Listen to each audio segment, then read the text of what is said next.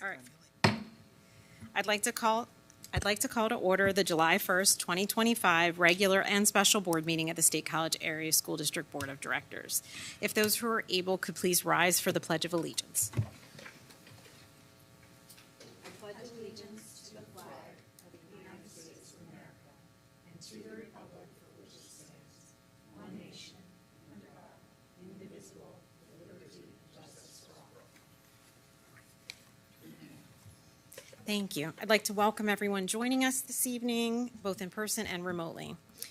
The board held an executive session prior to this meeting regarding personnel. Board members with an agenda before you, are there any changes? All right, seeing none, I'll ask the board secretary to conduct a roll call. Dr. Bader. Here. Dr. Anderson. Here. Ms. Brandt. Here. Dr. Huff. Here. Dr. Crevecourt. Here. Dr. Dino. Here. Ms. Huff. Here. Dr. Miller. Here. Thank you.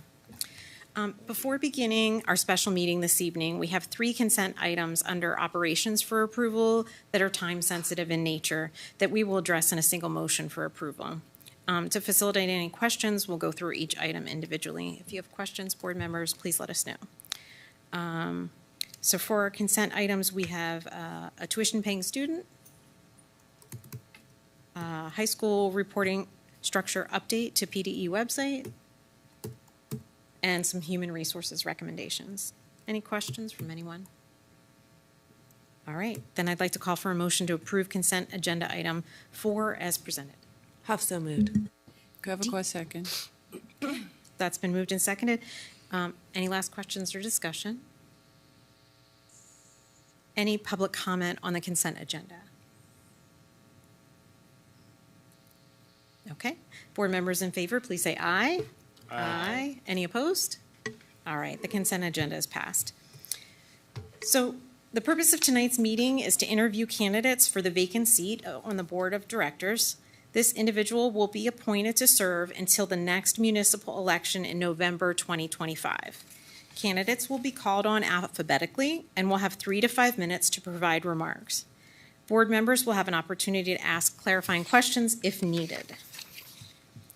In preparation for this meeting, candidates were asked to provide remarks based on the following: an introduction including background, experience, and connection to SCASD, what prompted them to seek for this vacancy on the board, and are there any particular issues they hope to work on if chosen to fill the vacancy. Additionally, are they planning to run for school director or serve the district in any other capacity in the future. I'd also add that the applicants submitted a background letter to the board and kind of a resume sharing some of their background as well that we've been privileged to have ahead of time and review in advance. So with that, we're going to begin with Ms. Sheila Abruzzo.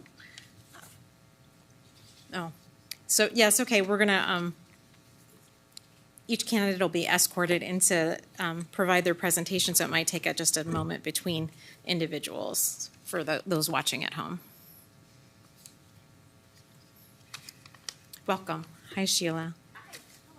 Hello. Wherever you're more comfortable, you're welcome to sit at the table, or you can use the podium, whatever you'd prefer. That's fine. We just ask you to join the audience when you're finished. Okay, great. Happy to do that. Hi. And so for Sina, yeah, you'll have to put the mic on. You have to push the little button at the base, and you should see a light. It's green. It's green. On? You're good then. Okay, great. Whoop, wrong. This is the agenda. Okay. Good evening, and thank you. Sorry, am I loud? Good evening, and thank you very much for this opportunity. My name is Sheila Abruzzo, and my connection to SCASDA includes the past 37 years of being an educator in the district. I retired just last month in June, and the decision wasn't an easy one for me. It wasn't. In a time when recruiting and retaining teachers in the field is a challenge, I can honestly say I have enjoyed a rewarding and successful 37 years in our district. The relationships I have built with colleagues, families, community members, and especially my students will be very difficult to emulate in retirement. I am so fortunate to have had such a gratifying career, and I will miss it immensely. The collaborative spirit that has ebbed and flowed over the course of my career, with all voices at the table holding equal weight, is what I believe makes this district so strong. I realize this leadership style moves slowly, but when all voices are genuinely heard, the buy-in and results are powerful. Additionally, it is important to be mindful of potential voices that are not represented in discussions and to reach out and include them. As a teacher in the district, I worked hard to be this kind of leader and collaborator and intend to continue this as a member of the board. In my time with SCASD, I have served many roles. I have taught at all 3 levels, elementary, middle, and high school. For the past 17 years, I've worked on a K-12 team in learning enrichment and gifted support. Working on a K-12 team has many advantages, and I have first-hand insight on some strengths and areas for growth at all levels and in all of our buildings. It is amazing how diverse our district is, and this is another strength as we consider the unique communities within our buildings and work to meet the needs of these communities and the members within while maintaining an equitable educational experience for all of our students. I am committed to ensuring every child has access to the high-quality education with the support they need to be successful, and I know SCASD has the expertise and ability to provide this. Personally, as cliche as it sounds, I am always interested in learning something new and challenging myself. I am typically the first to volunteer to pilot a new initiative. I've served on curriculum writing and revision teams, stepped out of the classroom as a professional development associate while completing my master's and working on my PhD. I'm a leader in Bar We, an equity advocate, have served many years on SCAEA's executive council, collaborate with colleagues at the high school on the rapid response team, and much more. Every time I recommend a book to one of my best friends, she always asks, "Is this a learning book?" I will bring this energy and proactive thinking to my position on the Board of School Directors. What prompted me to apply for this position? SCASD is part of my identity. I don't want to lose that intimate connection to the district, but it was time to put on a new hat. It was time, both personally and professionally, to embrace a big change. One thing that has kept me fresh and excited about teaching for my 37 years is the willingness and encouragement of SCASD to allow me to take on new roles and the recognition and respect of teachers as leaders. The ability to attend conferences and trainings, and the trust instilled in my colleagues and I to create meaningful and pertinent professional development experiences for ourselves and others allows us to gain new knowledge and skills that directly impact our specific roles and ultimately our students. This professional respect goes a long way toward creating an environment that is positive, collaborative, and keeps morale high. My interest in contributing to keep SCASD flourishing and moving forward is real and has been a part of my heart and soul for my entire career. I owe a great deal to this district and feel it is a part of who I am. We are strong, but we can always be stronger. I look forward to being a part of making that happen. When speaking to issues or special interests I would like to address, I can say my main goal as a member of this board is to maintain and build on the relationships I have in the district and the community. I want to be invited into buildings to be a part of special events, but I want everyone to feel comfortable if I pop in to say hi and see how things are going while passing no judgment. I intend to be present and to listen to the many voices and perspectives as we work together to make sound and logical decisions for SCASD today and for the future. I have solid, trusting, and mutually respectful relationships with administrators, custodians, board members, upper administrators, paraprofessionals, cafeteria staff, office staff, IT, and more. These relationships and those I have with families and community members will be an asset to my role as a board member. I understand the importance of fostering a collaborative connection between the school board, administration, teachers, students, community members, and SCAEA, and firmly respect the contributions, thoughts, and creative and informed ideas of all of our support staff in every corner of our district. Thanks. I believe in this board. I know you are strong, and this isn't an easy job. I know you all have our students as your #1 priority. I have faith that my boots-on-the-ground perspective will be an important lens to add as our district continues to strive to be the best it can be for our entire State College community while maintaining fiscal responsibility. I am committed to working diligently to ensure that our schools are well-resourced, safe, and effective. I look forward to serving in this new role now and in the future. Thanks, Sheila. Appreciate that. Board members, did you have any clarifying questions you would like to ask Ms. Abruzzo? Yeah, Ann? Could you, can you guys hear me yet?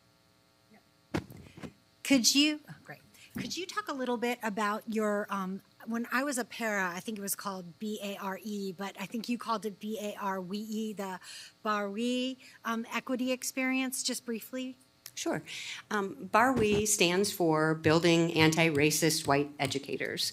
And equity has been one of my passionate, one of the areas that I feel is really important and that I just want to be very inclusive and make sure that all of our students feel valued for who they are, and I value who they are, who they identify as they walk in the door. And that as a white educator, I also know that I grew up with biases that I want to explore and admit and get rid of, and I want to just be aware and help my colleagues. The conversations are just rich and raw and very enlightening. Thank you.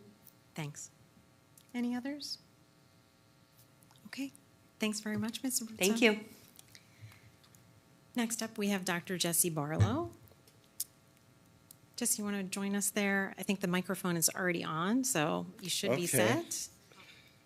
My name is Jesse Barlow. I live in State College Borough, and I built my talk around the questions in your memo. My background, experience, and connection to SCASD. I'm a professor emeritus of computer science and engineering at Penn State, where I served for 42 years in a job I dearly loved. I have degrees in mathematics, statistics, and computer science, including a PhD in computer science from Northwestern. I served on State College Borough Council for 8 years.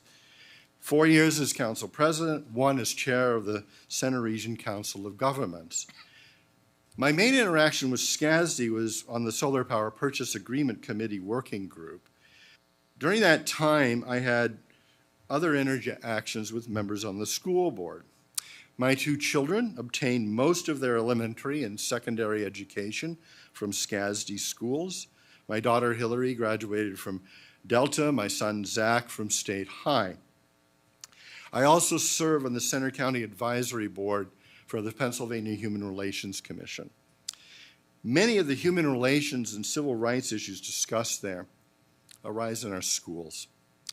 All of these experiences brought about an interest in SCASD and in our K-12 school system. Do I see myself serving the district in the future beyond this interim role? Yes, I'm on the ballot for a 4-year term this fall. Are there any particular issues I hope to work on or in which I have a special interest? I intend to be engaged on all issues affecting SCASD, but I'll focus on 3. The first concerns the district's building plans. We need to build a new Park Forest Middle School. We have needed it for a long time. I am supportive of the necessary upgrades to our other schools as well. We have the best school district for miles, but it won't stay that way if we neglect our buildings. The second is SCASD's interactions with the Commonwealth. The Commonwealth provides about 20% of our funding. They should be providing more. And the courts have told them to do so. And I'm told it may be necessary to go back to court again to make our legislature do its job. Although I'm not a diehard opponent of charter schools, our legislature has grossly underregulated them. The recent scandal involving cyber charters highlights this issue. The last is human relations, which I discuss in my answer to the last question. What prompted me to seek this vacancy on the board? Education has been at the center of my professional life. I benefited greatly from a good K through 12 education in a University Town School District in Lawrence, Kansas. My children benefited from the educational opportunities here in SCASD. The mission of SCASD is to ensure every student has opportunities to grow, thrive, and fulfill their potential through caring, responsive education. That's my motivation, to work toward a school system where all, whatever their social backgrounds and skills, can thrive. That's why I believe it is essential we follow up on Dr. Terry Erbacher's report on suicide prevention. That's also why diversity, equity, inclusion, and belonging are essential to this district. I spent a lot of my 8 years on State College Borough Council advocating on human relations and civil rights issues. I pushed for the DEIB officer that the borough now has in the oversight board for its police department. I worked to expand the borough's strong human relations ordinance to cover Ferguson and Patton Townships and Millheim Borough. I know I'm preaching to the choir here when I say it's essential that SCASD continue its commitment to equity, inclusion, and belonging, especially at a time when the federal government is abandoning it and even thwarting these efforts. I've seen the world before school districts cared about human relations. The exclusion and isolation of marginalized groups from that time is something no one should wish to return to. I hope I get a chance to work with you all to provide a good education for the students in this district. I thank you for listening, and I look forward to your questions. Thanks, Jesse. Do we have any board members with questions for Dr. Barlow? Sure, Gretchen. Hi, Jesse. I'm curious, what do you think are the potential positives and negatives of working with a 9-board member compared to the borough, which is much smaller? Much smaller. It was 7. I don't know.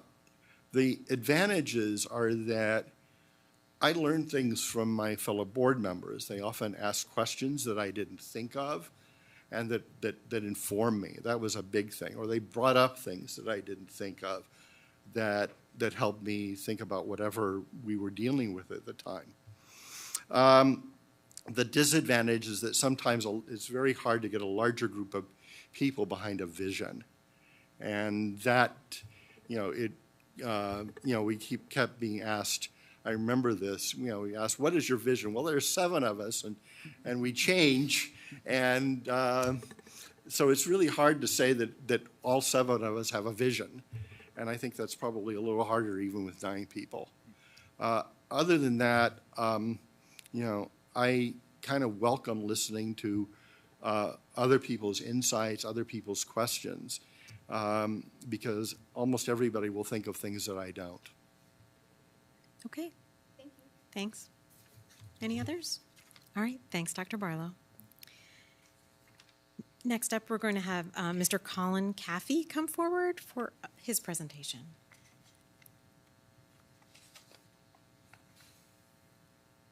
Perhaps. In any moment.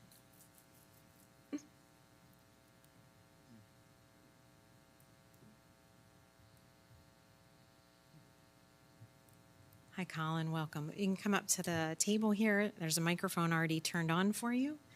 We just ask you to join the audience when you're done, and you're welcome to share your information. Awesome. Technology usually doesn't like me. It's okay. Is it They're okay? new for our room as well, so everybody's getting used to them. Don't worry. I used to be a coach. Is it okay if I don't 100% talk into it? So long as it can hear you, because we have CNET recording and things. So we'll see. Oh, then we'll go back. Yeah. All right. Well, howdy, everybody. My name is Colin Caffey. I have been a teacher, coach, and administrator for the last 12 years, serving as a middle school science and history teacher, coach football, track, soccer, ton of UIL events. 2 years as dean of students and assistant principal at a charter school. I also have 4 kids in the district. I have a senior, junior, 8th grader, and 6th grader, so your sympathies are appreciated. I also served as a sworn commissioner for the Planning and Zoning Commission in a previous city, so I've seen the educational side of things as well as the civic, so kind of balancing multiple different invested parties in decision-making. But one of the reasons I ended up seeking this position was to lend a pragmatic and experience-based approach with decisions and trying to find the one pathway there always is to where everybody can win. Spent some time in the business world, and a lot of it was very cutthroat, but in education, that's not how it has to be, so don't make it that way. And I'm always seeking to find ways to serve through leadership. So in some positions I've held, in the nomination process, it was an ego-driven piece. That's not how I approach it. It's we're all invested. There's a lot of different parties involved, so make sure that every decision you make, you can back up with a why and justify it, and make sure that you are still serving the people that are invested in whatever you're a part of. As far as anything specific, for me, when I was the Dean of Students, one of the key things was safety and security. I took the entire emergency operations plan and turned it into something digestible for students, staff, administration for the entire district. So that's always been kind of a pet hobby of mine.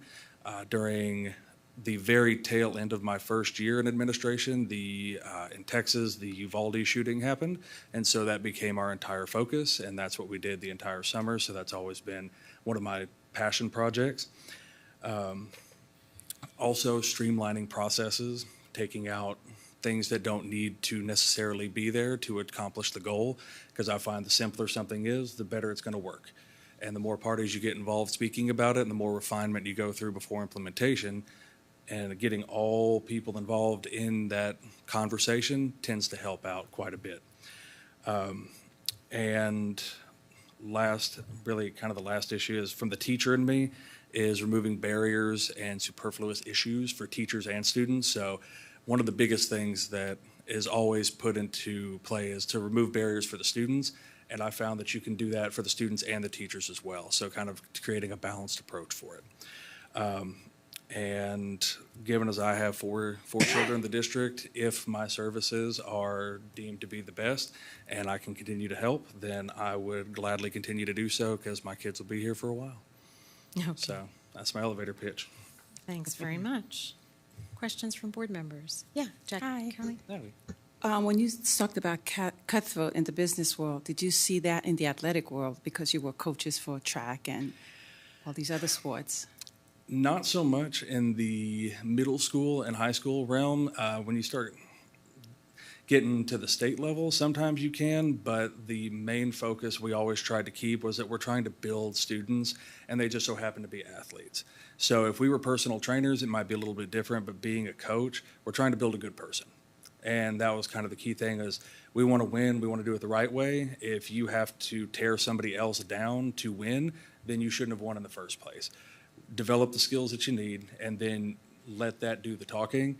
We don't respond to other people trying to rile us up. We don't do things like that. So we tried to set the atmosphere and the tone as productive as possible for those students, because the vast majority of them were not going to go on to make a living doing sports.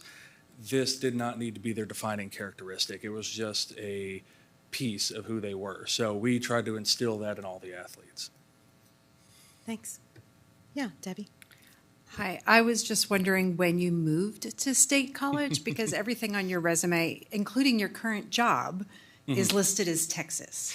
About 2 months ago. So I don't even think you're eligible, because I Oh. think you have to have lived here for a full year. Oh, I didn't. Okay, I didn't see that on there. I just thought if you That's lived in the okay. That's partly, Yeah, our we our should vetting have process. hit that a little bit harder, but I okay. just, I mean, that's a great point. Yeah. I mean, well, I don't know if that. but we appreciate that you're so interested in getting involved so quickly with the Yes. community, and we would encourage you to stay involved in the district. But we course. do have to follow the rules of eligibility. Yeah. Well, I guess that cuts it a little bit shorter unless we want to figure out something for 10 months from now. Well, there's very likely there's different possibilities, so I was gonna kind of discuss that a little bit at the end of all the presentations. So if you stick around, I'll share a little bit about some potential future opportunities for service to the board aside from this position. So Okay. thanks. It was nice to meet you. Nice to meet y'all. Prorated appointments. That's right. All right. So next up, we have Miss Angeline Henward on our slate of applicants.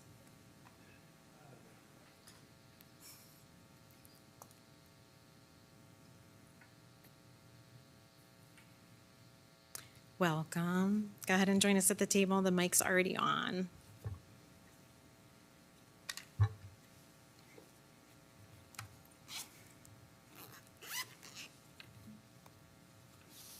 Got it.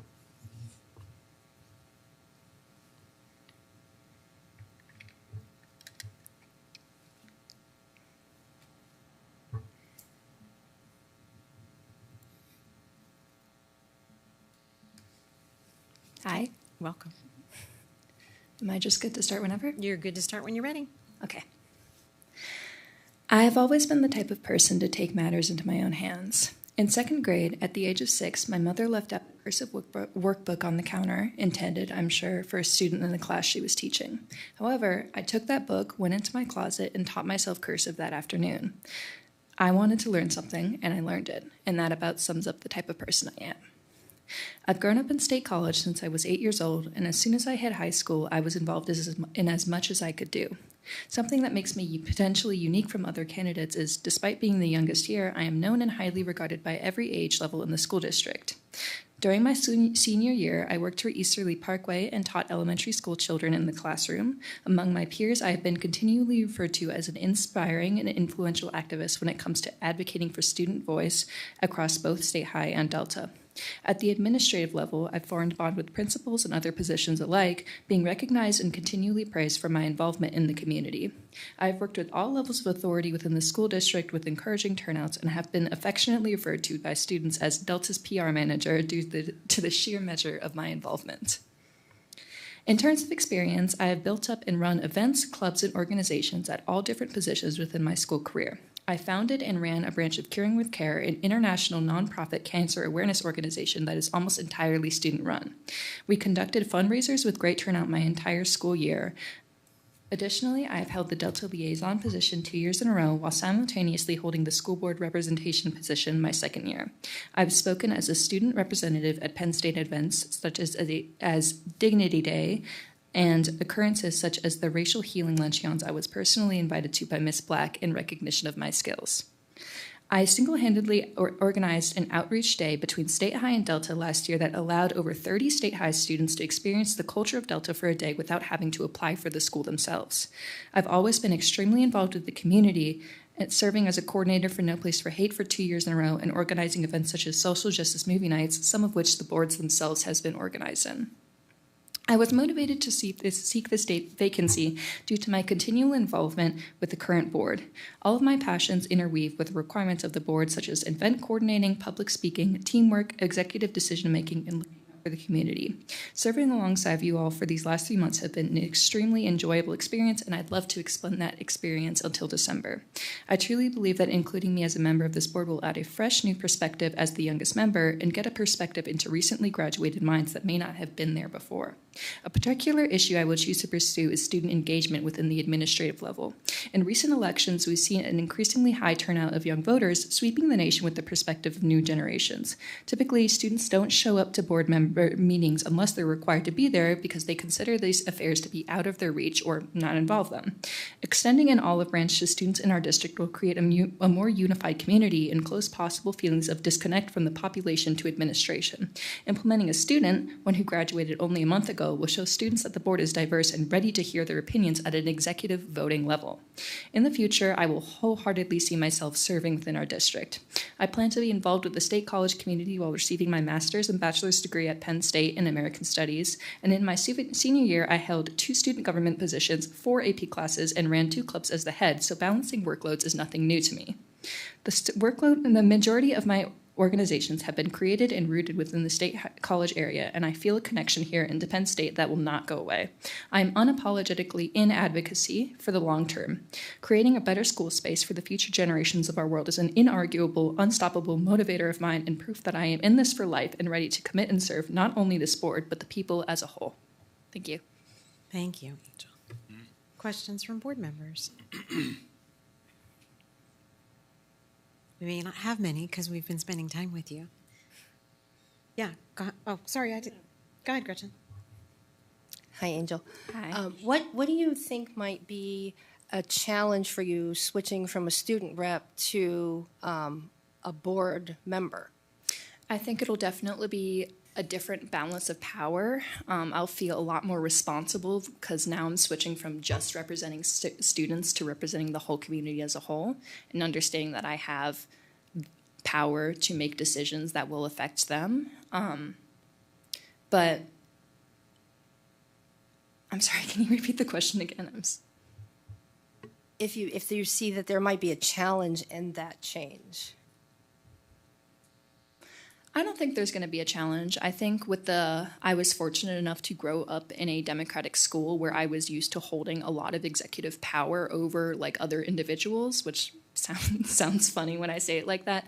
But I was in the student government, and we continually made decisions for the entire school as students that would be very similar to the structure of this board. I mean, this feels like advisory council. When I attended advisory council, everybody's speaking equally and having like this equal opportunity, but we still have that recognition of power over other people. So I think it'll be a challenge to kind of adjust to that and serve alongside people that are a lot more experienced than me, but I'm ready to take on that challenge.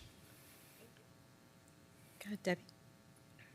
So you mentioned that you're a Penn State student. Are you going to University Park campus or one of the other campuses? I am enrolled in the 5-year program at Penn State Harrisburg, but I have access to transportation and can attend board meetings and Zoom in on any spontaneous and unspoken meetings. My schedule is flexible. Because as a student rep, I think you got to participate in the board meeting part, but there's a lot of requirements and time commitments that might happen also during the work day, during the school week. And I think that might be a challenge for you to balance if you're living in Harrisburg for most of the week. It would be, I think, a lot easier for someone who's living in town to fulfill all the responsibilities without an undue burden. So that was why I wanted to ask. Thanks. Okay. Any others? All right. Thank you very much, Angel. Next, we're going to move on to Dr. Karen Howlett.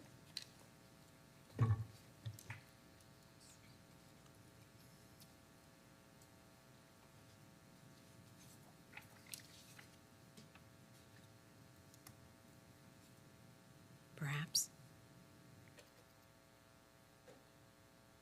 Jonathan, can you see if they're out there? Oh, there we go. Hi, welcome. You're welcome to come and join us at the table here at the front. The microphone's already turned on for you. We're happy to hear your presentation, and when you're all set, you're certainly welcome to join the audience for the rest of the meeting.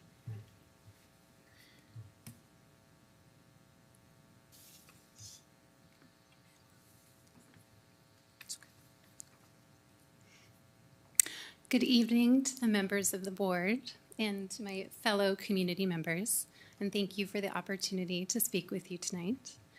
I am Dr. Karen Howlett. I have lived in the State College Area School District for 10 years, and I am a lifelong public educator. I began my career in public education as a kindergarten and first grade teacher in Arizona, and then as a 5th grade teacher in Tennessee. Next, I was recruited to work as an instructional coach, where I spent 3 years supporting early career teachers in metropolitan Nashville public schools. I was then hired by the Tennessee Department of Education to serve as the Director of Teacher Training and Support. There, I spent 5 years working with school districts across the state to support teachers in understanding the state's new academic standards focused on college and career readiness. During this stretch of my career, I also earned a master's degree in elementary education and a school principal certification.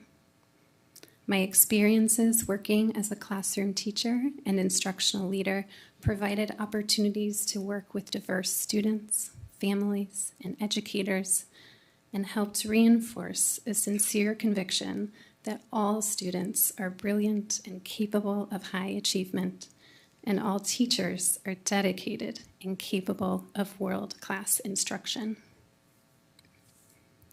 My family moved to State College in 2015.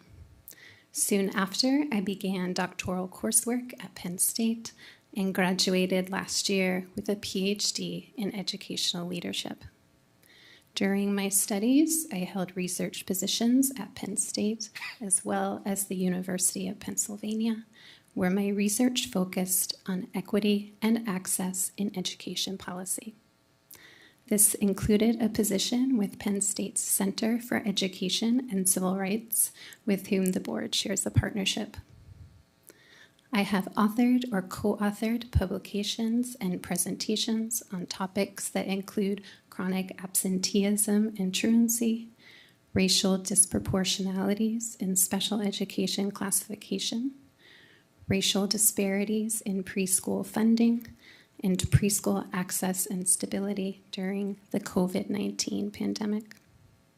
I currently work as an assistant teaching professor in the Department of Curriculum and Instruction within the College of Education at Penn State, where I teach and supervise early childhood and elementary education majors. My background in educational research has given me a deep and nuanced understanding of current challenges and opportunities within public education, as well as skill in evaluating and interpreting multiple forms of data and evidence to support thoughtful planning and decision-making. I believe this professional skill set would help me make steady and informed decisions as an interim board member. On a personal level, I feel a deep sense of connection to this community. My daughter just finished second grade at Coral Street Elementary, and my preschool-aged son will become a SCASD student in 2026. I have been a member of the Coral Street PTO for 3 years and currently serve as vice president. I am also president of the governing board at Faith United Church of Christ in downtown State College, a position that has taught me how to listen to a wide range of constituencies, make deliberate decisions aligned to an organizational mission, and be a responsible steward of an organization's finances and resources. It is this sense of duty to care for and serve my community that motivated me to apply for this vacancy. And I believe this passion to serve my neighbors, paired with my relevant professional experiences, make me a strong candidate for this interim role.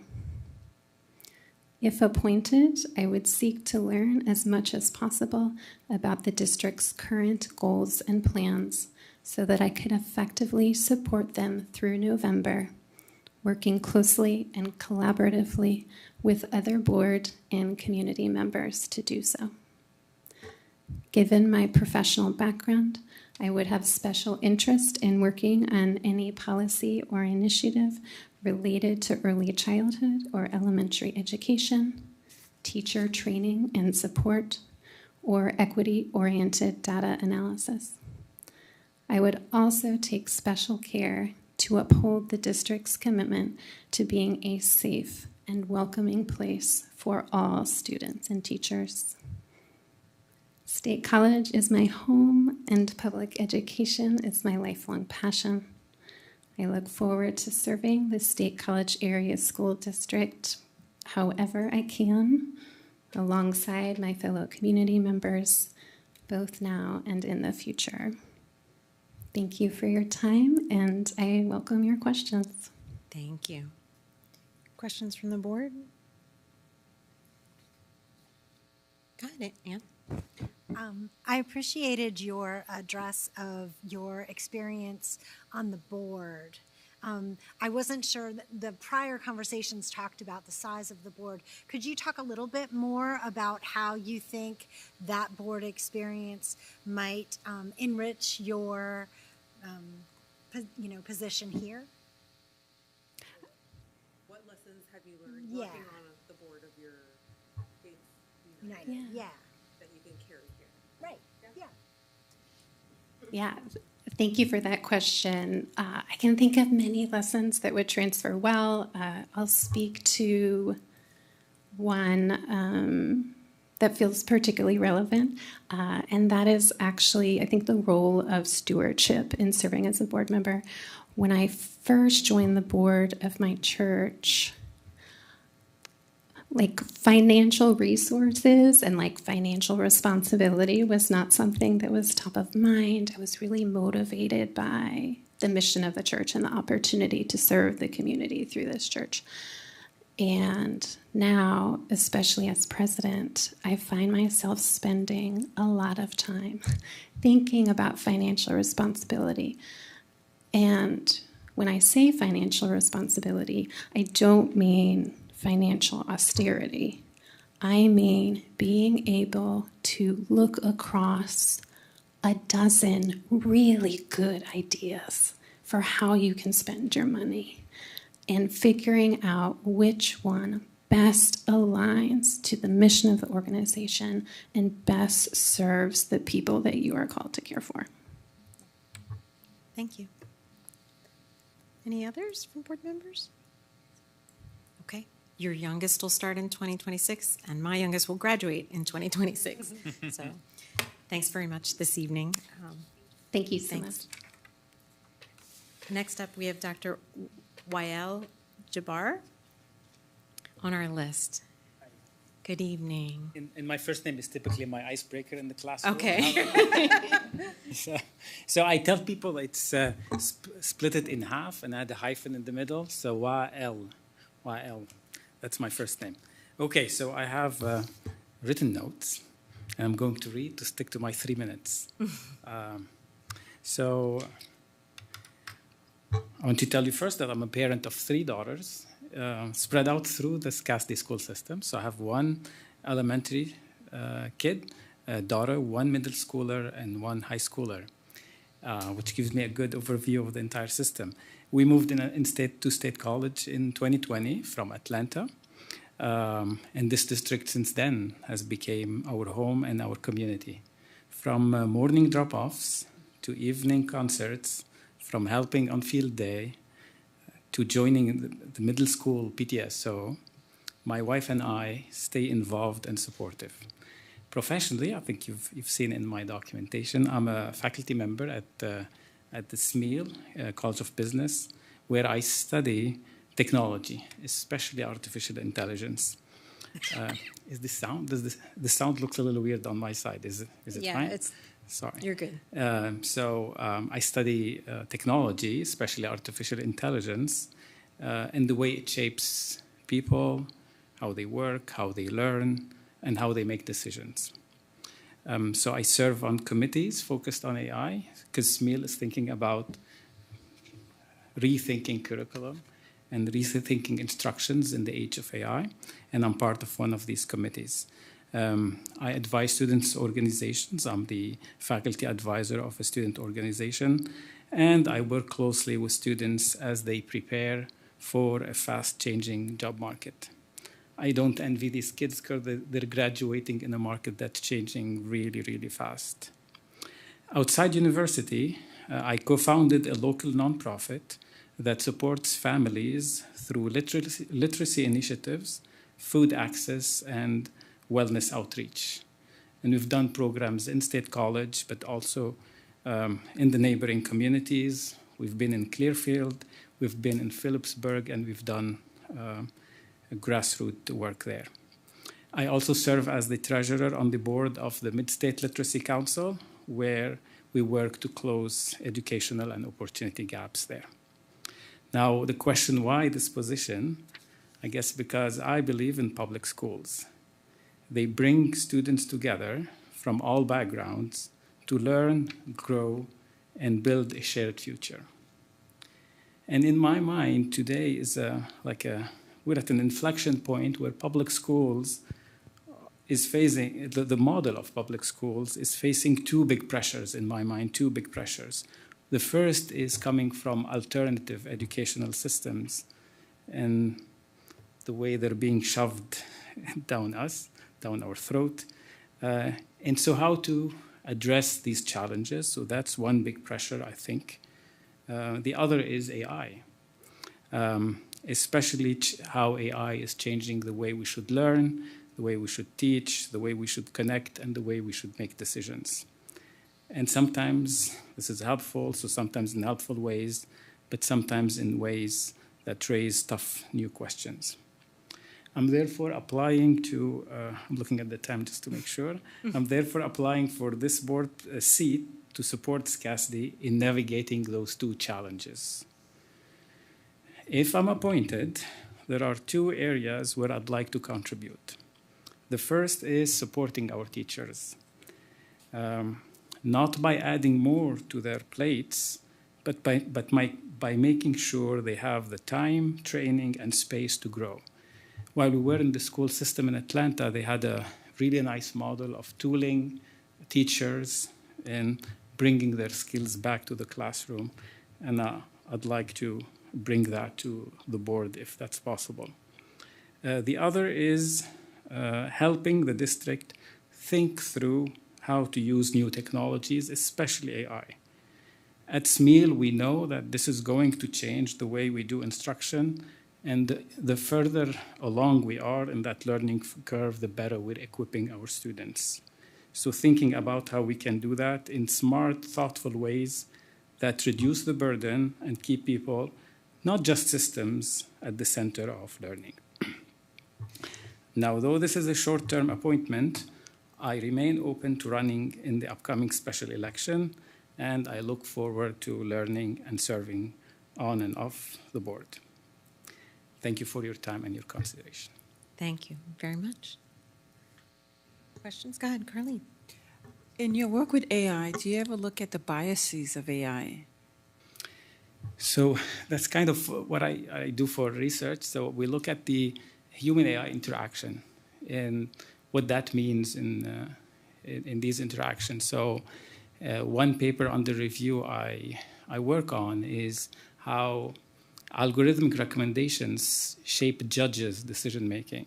So several states in the US do use algorithms to support judges' decision-making. It's funny, the way they started was because everyone felt judges have too much power and this should be reduced. So they said, let's use algorithms. But then the minute we used algorithm, we realized that algorithms can be biased. Right. So what we do is we look at how this interaction happens. So there are definitely going to be bias, and one has to be mindful about it.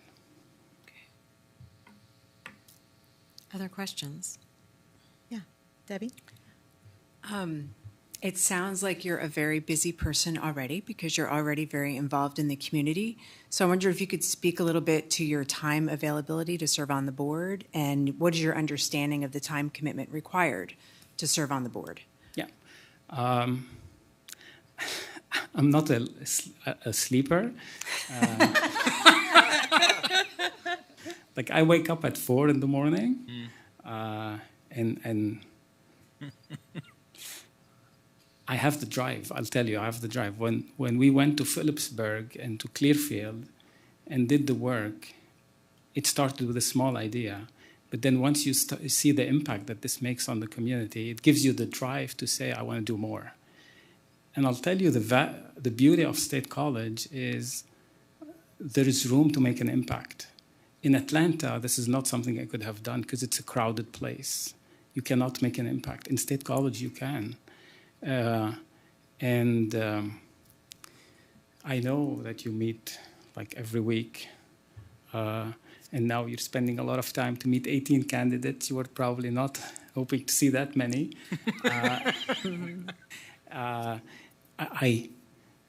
It's in me. I don't know. Maybe my upbringing. My father used to run the food court at the school where I went to, And so we all woke up at like 4 or 5 in the morning because he had to go and collect all the food items to bring to, it was a one-man show. So we would wake up that early and then spend the day preparing, the morning preparing with him. And then we would go to school, come back, work with him.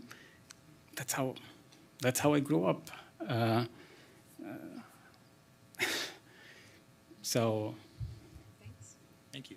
It's helpful. Yep. So yeah, to Debbie's point is we kind of have our every other week meetings, but certainly there are special meetings. There's sometimes committee meetings, sometimes during the day, sometimes in the evening. We try to tour all of our schools every year. So there's a variety of things that come up. So just to be aware of. Yeah. Thank Great. you. All right. Thanks very much for your time. Thank you very much. It seems that our next candidate has not arrived, so we're going to move on past that one to Dr. Rob Luzon. Welcome. Thank you.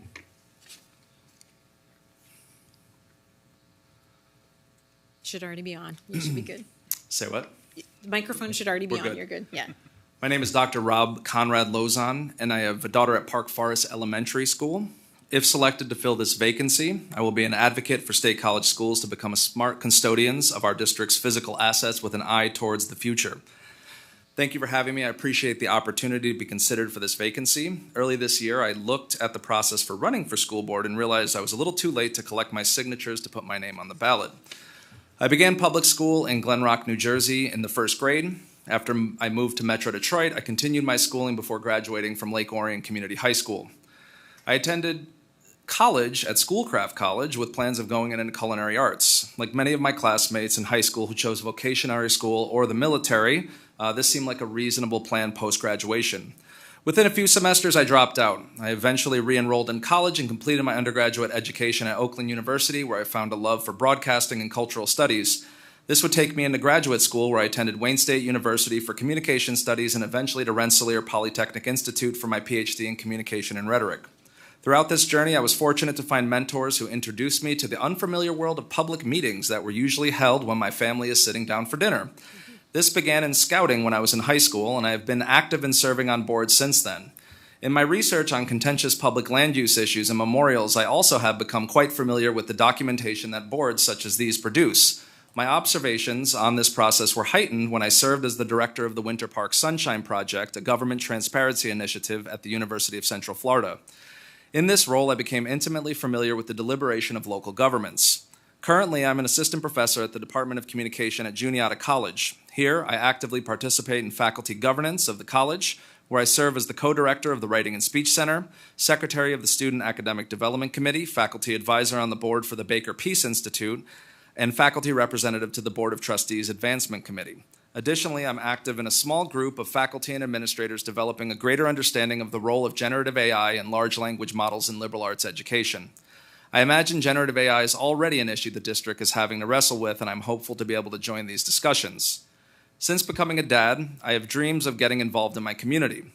I've been in State College for 2 years, and we have enrolled our daughter at Park Forest Elementary. She will begin 1st grade in the fall. I see this vacancy as an opportunity for me to begin serving in a more significant way. I would now like to address why I'm seeking this position. I began attending school board meetings over the past few months and always find the deliberation fascinating. I am particularly interested in the physical assets of the school district and their maintenance. When I was 9, I got in a serious accident that put me in a wheelchair. Soon I relearned to use my legs. However, during this process, my school was unable to figure out what to do with me. So I spent my recess in the principal's office writing in my school journal instead of socializing and playing with my schoolmates. I later realized this was because the district did not have accessible environments for children of different abilities. When my daughter began school during the COVID era, I was keenly aware of the facilities she was entering. When we moved to Florida in 2021, this was still a concern. We enrolled our daughter at the co-op preschool called Parenting Experience. Here, I became a co-op parent, where I was responsible for planning and setting up activities in the classroom and cleaning up at the end of the day. The school had fantastic facilities that accounted for the climate, where hallways were connected through outdoor corridors. In this moment, I began thinking about the value of facilities and how they contribute to education. Over the past few months, I was thrilled to hear discussions about physical space like those that were discussed regarding stormwater management at Park Forest Middle School and signage for the high school.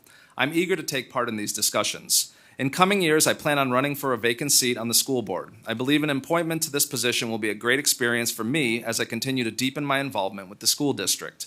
I think you should select me because I bring an understanding of the many layers of government and how plans of each of these levels impact the built environment at the property level. My experience with regional and city government deliberative activity has helped me cultivate respect and an intellectual appreciation for the forces that help ideas become concrete realities. Thank you for your consideration. Thank you. Questions from board members? All right. Yes, You may have come in at the very end of the last. I did, and I heard that question, yeah. And I'm going to ask you the same thing. Yes. You sound like a busy guy. Yeah. And Juniata is a bit of a drive. Yep. So do you feel like you have time to do this? I do. And I'm asking that seriously because we want people to feel This like is serious. they feel Yeah. comfortable and Yep. that they can make the contributions and that they have the Yep. time to give. I try to religiously attend these meetings. I also attend the PTO meetings. Part of my research is attending public meetings. I understand the schedule of public meetings. I work in the evenings. Like the fellow before me, I am, although I don't shift to 4 a.m., I am a late night worker, right? So the evenings are the time when I come together to bring all of my work together to make sure everything gets done for the next day. Evenings have, with the approval of my daughter, she has, given me the green light to participate in this type of work. I said, this is what Daddy wants to do, and she says, I'm cool with that. So she understands the time requirements for that. So yes, I have time to carve out for that. So Thanks. thank you. Great. Any others? Okay. I knew we recognized your face, so welcome back. Thank you. And thanks for your time. Thanks. All right. I think we have a brief plan break here, and I'm going to say we're going to take a brief recess, but we're going to restart up in ideally like 3-4 minutes, okay? And then we'll start on with our next candidate, which is Ms. Kirsten McTiernan. So we are at recess.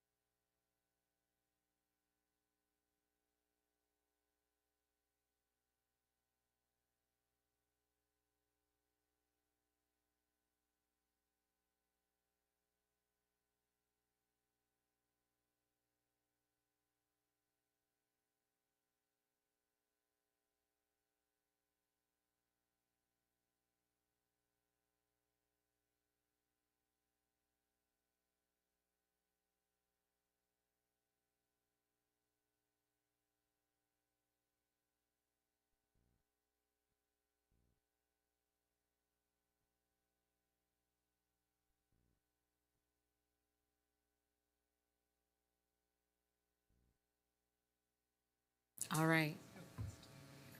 We're going to reconvene the special board meeting July 1st, 2025 of the State College Area School District Board of Directors. We're going to move on with our candidate interviews for the vacant seat. And next we have Ms. Kirsten McTiernan. So she'll be joining us in just a moment when she gets sent in. There. Welcome. If you want to come on up to the table, you're welcome to have a seat. The microphone should already be on for you. And we're happy to hear your presentation. Hi, good evening. So, sure. Yes. Sorry, the questions that were asked? Yes, thank you for giving me this opportunity. My name is Kirsten McTiernan. I'm a mother of 4 boys, ages 8 to 20. My oldest son was in Easterly Parkway when we first moved here in 2009, and we just fell in love with this area and decided to raise the rest of our 3 boys in this area. My background is in public relations and experiential marketing. I've had to manage several teams, and I've had, I guess, given myself, given me some. Sorry, I'm a little nervous. No worries. That's my background. And right now I'm homeschooling my 3 sons, and it's funny because I think a lot of people have misconceptions or stereotypes going into that. I certainly did. I never thought I would homeschool my children, and then once I did, I realized that my own children were thriving from that.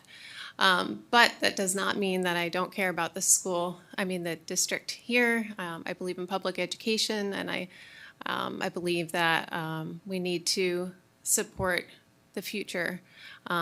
This is the heartbeat of our community, is the school. And I really have a passion to see every child excel. And so that's the main reason why I decided to run, was really I just want to see the students succeed and to have safety in our schools, and whatever I can do to serve our community through my background and skills and education, I would like to do that. So, okay. Yeah. So we had asked a couple other things, just if you had any special areas of interest, and also I believe you're on the ballot for the fall, correct? Yes. Yeah. Okay. So we get that question, it gets answered. So you're interested in pursuing the role on a more long-term basis. Yeah. So are there any particular issues that are of special interest to you in regards to what school districts do?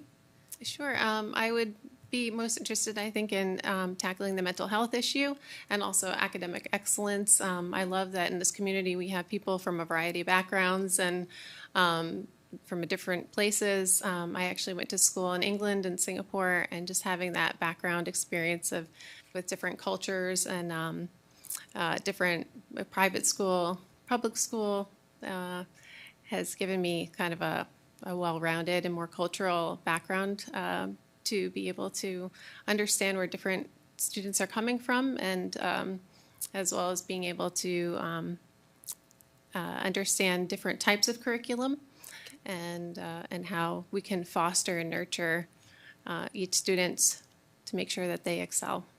Okay. So. Questions from board members? Anything else from you?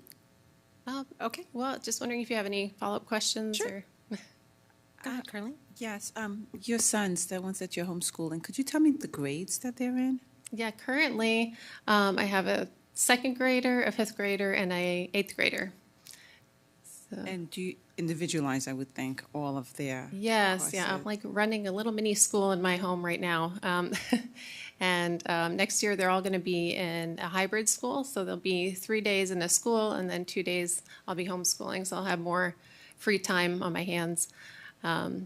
But yeah, I've had to vet curriculum. I've had to, work with the district in submitting portfolios and do standardized testing. And I've taught at a number of co-ops in the area. And I've started a parent support group.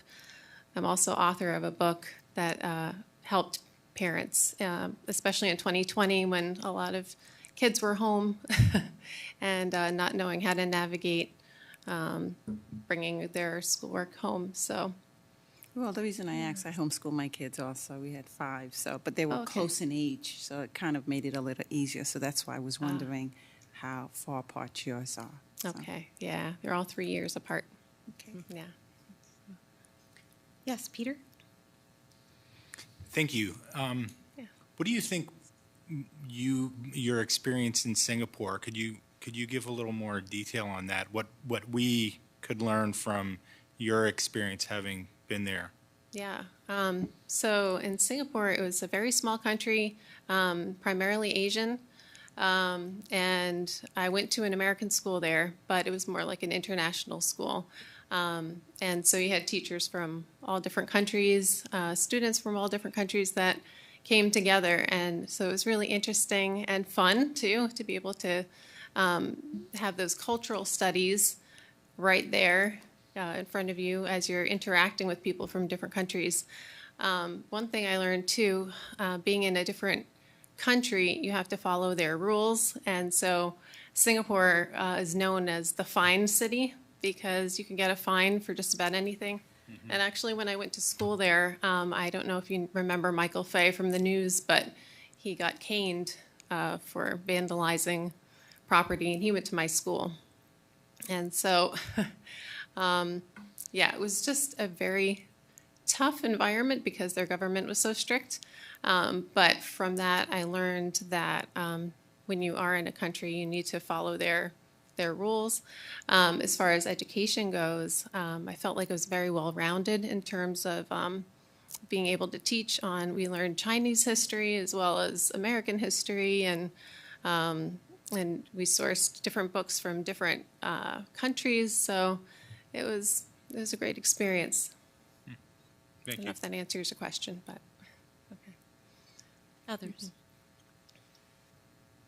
Okay. Thank you very much. Thank you for your time. Mm-hmm.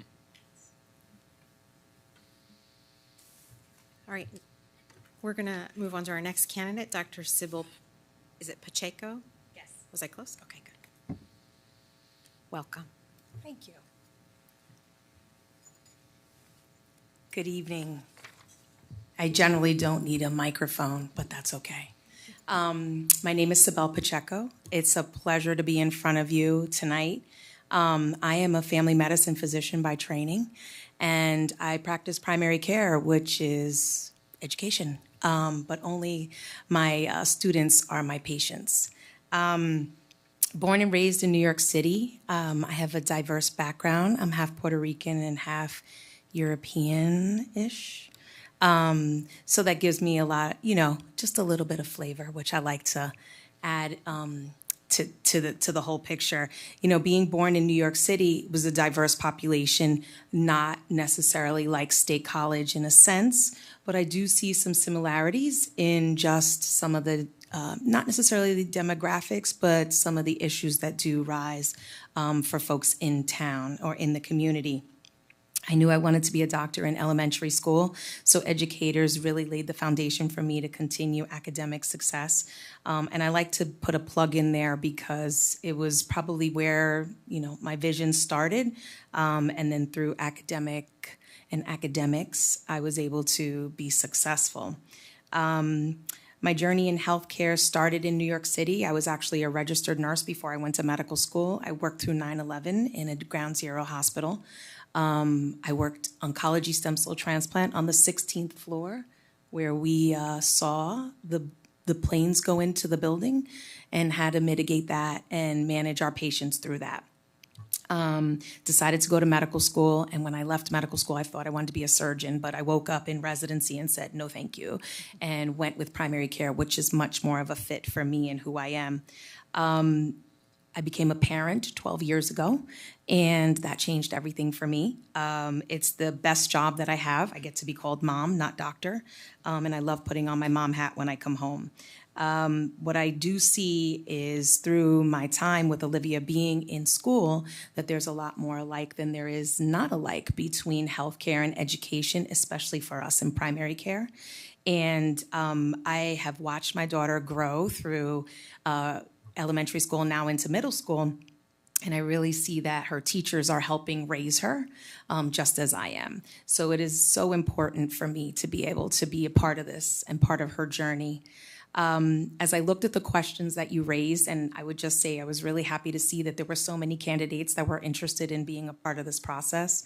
Another educator who lives on the block where I live had mentioned, God, I have to ask people to do things, and I'm so happy to see that people are volunteering. So I know that you have a lot of candidates to choose from, so I would just say that. But why am I seeking appointment now? It's the right time for me. It hadn't been for a long time. I did the PTO when Olivia was just in elementary school. We went through COVID together. I had the opportunity to advise some of the school board around COVID, and that was a wonderful experience, and I was happy to be a part of that. But I've built a career where I have a team. And my team is strong, and they are more than capable of doing day-to-day, which allows me to extend lessons I've learned as a leader into areas of community that are really important to me. I bring to the table a decade of leadership experience. I like to think of myself as a servant leader focused on active listening, equity, inclusion, not to just sound like a broken record or like I'm sure you've heard tonight, but just to say that fairness and equity is how I lead my team. Those are the expectations I have of the physicians that I lead where I work. And part of the activity to get to that is around active listening. And we have to do a lot of that in primary care. Sometimes as a very one of my attendings who was a good mentor for me, he said, the patient will always tell you what's wrong if you're listening. Some key points that I have found through my journey in healthcare have been around active listening, but also as a leader, encouraging participation, thinking about how to dialogue with people with different perspectives, seeking agreement, but also having crucial conversations, and then building trust within the team so that we can get to the final product. I see that is very much a foundation of everything that we are doing here in State College from an educational perspective. The healthcare is just the carrot.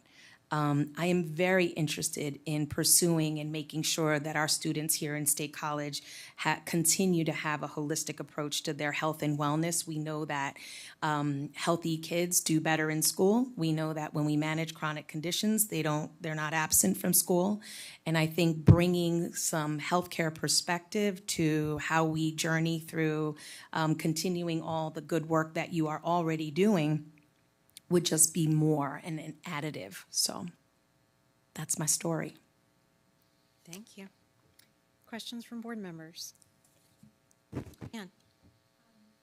Can you guys hear me? Yes. So you didn't mention. No, my mic is broken, so I apologize. I always have trouble with it. You didn't mention this, but in your materials it talked about the MBA.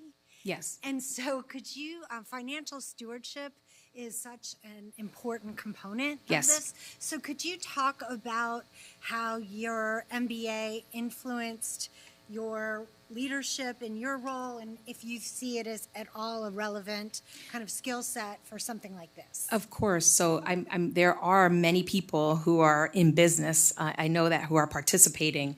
My MBA was really to understand the business of healthcare. I went to medical school and I never looked at insurance or anything. It was the person sitting in front of me was who I was going to treat. None of that mattered. But the reality is that it is a business. We need to keep the lights on.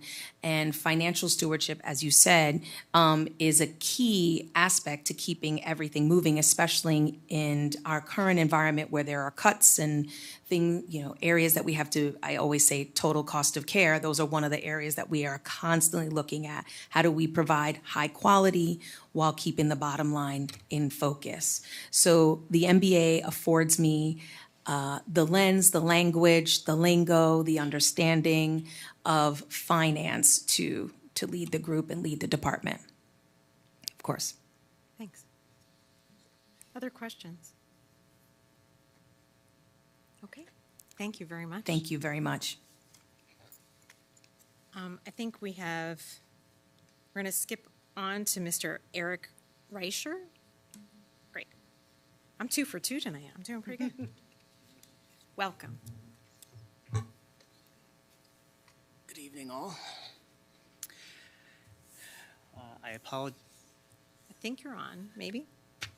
I apologize. I seem to be in the exception category and not prepared a full speech. I just have a couple of Totally notes okay. that. Whatever you're comfortable with. So a little bit about my background. I graduated from Penn State University with a degree in mechanical engineering in the early 2000s and have been working for the university ever since. My specialty is in control systems and control dynamic systems, software algorithms, and safety of life systems.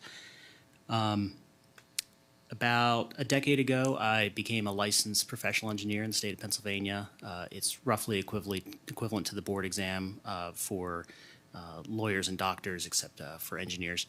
And about 7 or 8 years ago, I became a committee member for one of about a dozen people on a national committee that sets the standards for the Fundamentals of Engineering exam, which is an exam that all engineering candidates are required to take before they are permitted to be licensed. And then just this spring, I actually was on another 12-person national committee that set the cut score for the professional engineering licensure exam. So we all sat in a room and used our various disciplines and experiences to establish what questions and what subset of questions of that exam would constitute a minimally competent person to practice in their field, and whether or not they should be allowed to use their engineering seal to seal documents such as like bridge designs or machine designs that depend on safety of life. My connection to the district, I have lived here for the last 20 plus years.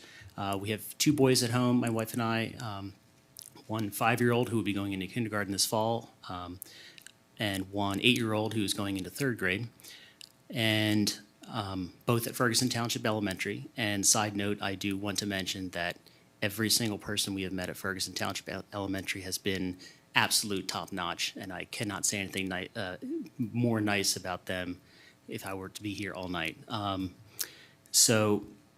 Why am I applying for this vacancy? It really goes to seeing an opportunity to sorry, the mic seems to be cutting in and out. Seeing an opportunity to try to bring some of the experiences I had when I was growing up into the district where my sons will be going to school, because we do have plans to stay here all the way through graduation.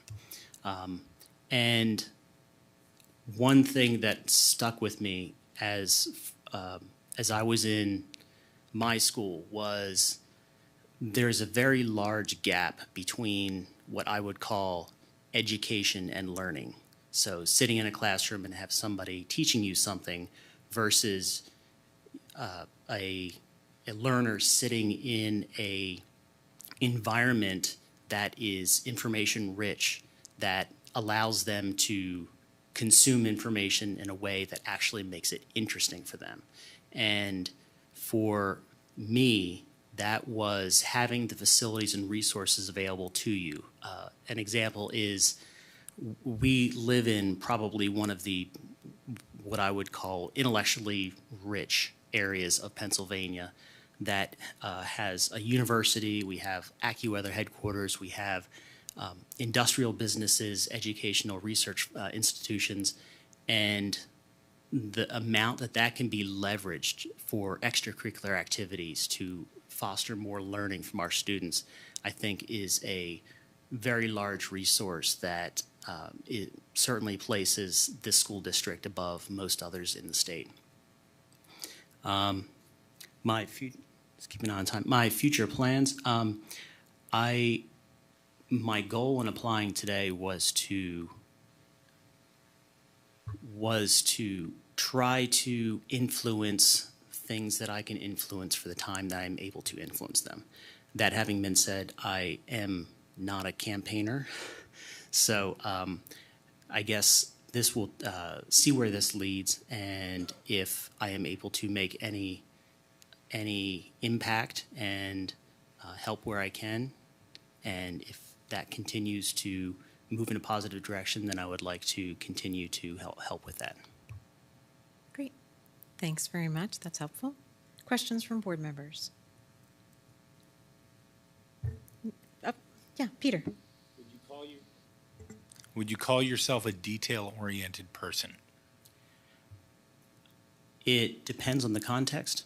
It is very important to me when I do plan a project or work with other people on tasks is to have a good balance between macro and micro.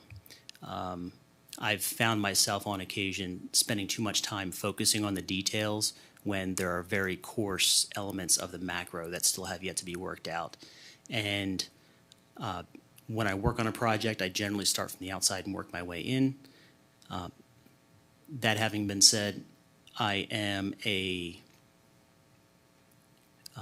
I spend a lot of time focusing on low-level details with respect to how they fit into the macro project.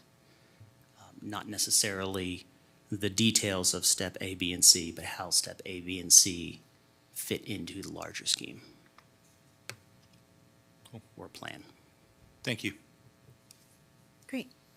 Any others? Okay. All right, thank you very much.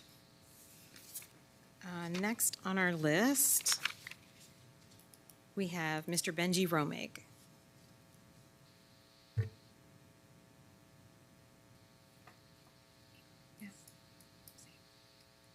Yeah, there's some that aren't here. Yeah. Sorry. I wasn't even making a deal. Oh, okay. So just make sure. Yeah. Welcome. If you want, you can join us at the table. There's a microphone already on there for you. And we're happy to hear from you. You're happy to hear from me before I start speaking? Yeah, of course. All right. Hi, everybody. I really appreciate taking the time to see me here, and let me say a few words. I had a whole speech and presentation kind of planned, but being in a school that's like used for elementary has been surprisingly emotional for me. I saw the Galaxy box over there, and it really took me back to my 6th grade class when we were studying stars and stuff, and there was this whole flying through space project, and we were supposed to make a rocket ship. That was like a thing we were supposed to do. But I was a poor kid. It wasn't great. But found a bunch of really great boxes in the dumpster and made this massive, like 4.5 foot tall, taller than me, rocket ship, mostly out of boxes and duct tape. And took it to school the next morning on the bus.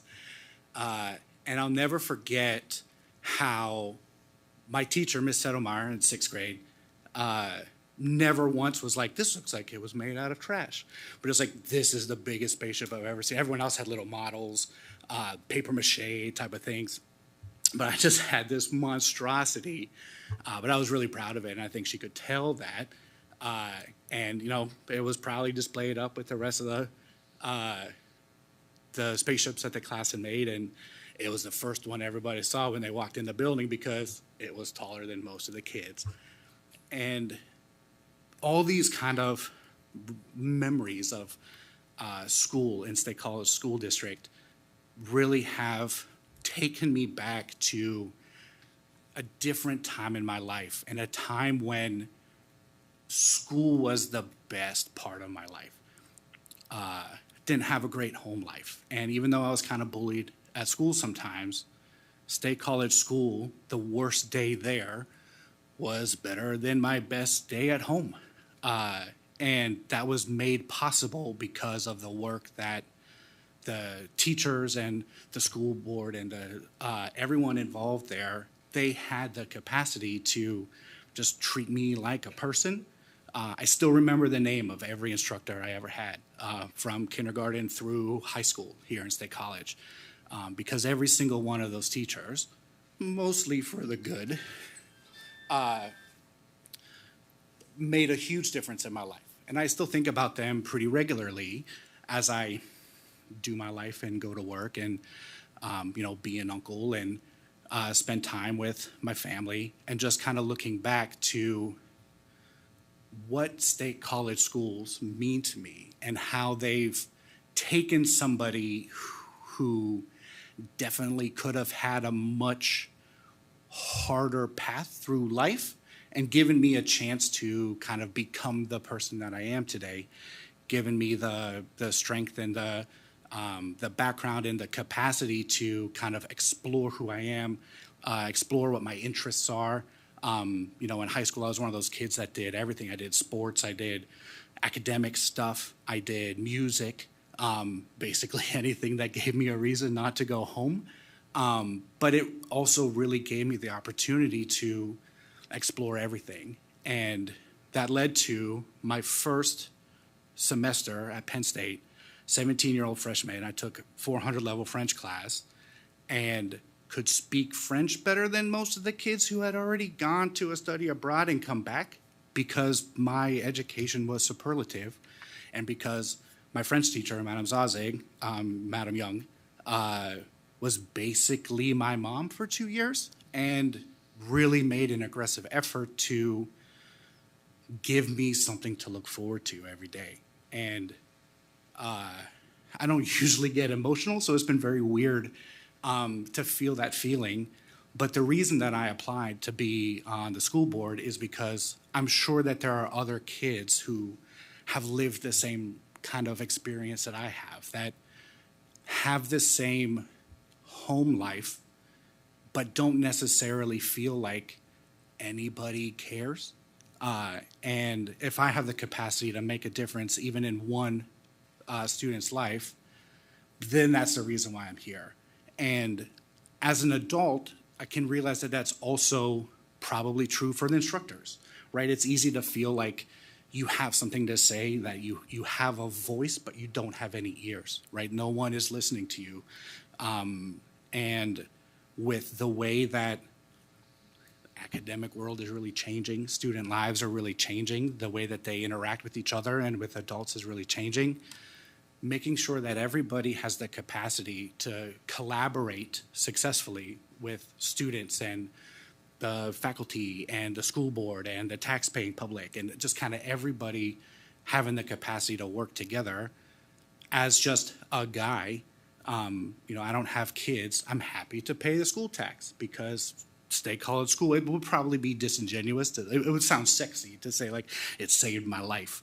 But that kind of, I think, isn't really true. It wasn't that bad, and it kind of takes away from some like proper mental health issues that we definitely have. But I wouldn't be half the person I am today if I didn't have the support that I had at school. And I want to make sure that students, staff, faculty, everybody has that same support. Great. Thank you. Questions from board members? Aaron? Yeah, I just had just a quick question. Looking over your background, your resume, it mentions this University Staff Advisory Council. Could you just tell us a little bit about that, because I think that would be pretty relevant for... Yeah, sure. So the University Staff Advisory Council is the closest thing that staff at Penn State have to the Faculty Senate. Not that the Faculty Senate has a lot of power on their own, but the Staff Advisory Council is a group. At the time, there were only 30 of us, and when I first became chair, we were kind of an offshoot of HR, and the idea was that we would help advise on policy changes, on updates, but we weren't involved at all in the hiring of the most recent president. There was no staff involvement at all. I kind of wrote a really angry email to one of the executives who was still going to be around during the change, and I was like, this is not acceptable. Like, this can't be a thing. I reached out to the staff senate at Pitt, and I was like, how would this go there? And they were like, this would be awful. So it really gave me the opportunity when Neely Bendapudi, the new president, came in. It really gave me the opportunity to help kind of reshape that staff council and get them more involved. They've been involved in every executive search since then. They're they get to present at like the academic leadership committee meetings. It's really the best way that the university has so far for staff to, again, have the voices of the people who maybe don't feel like they have the capacity to pass feedback to executive leadership. Now there's this kind of middle group that can do that and are exceptionally plugged in now, which has been really exciting to see them really grow. They're moving into a representative group soon, which is really exciting for me to see. I think starting this month or next month, they'll have membership from every unit across the university. Great, that's very helpful. Thanks. Other questions from board members? Okay, thanks very much, Mr. Thank you very much. We have another individual not here, so we're going to move on to Dr. Michelle Stein. Good evening.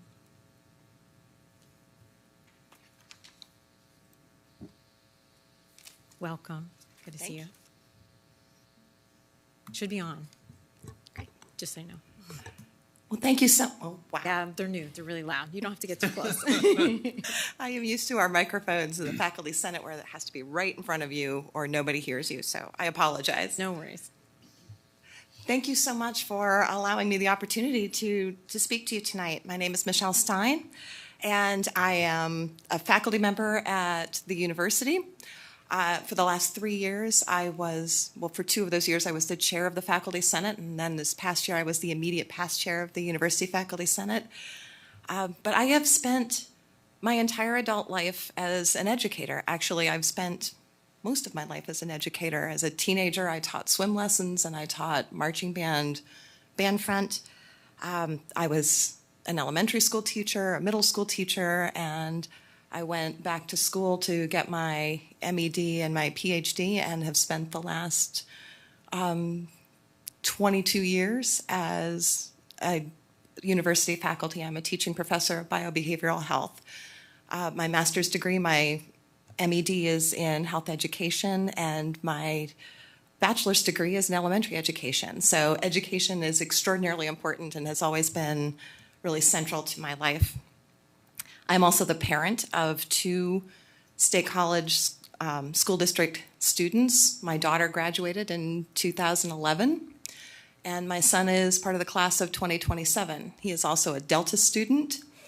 And between the 2 of them, I think we have touched every aspect of the State College area school district.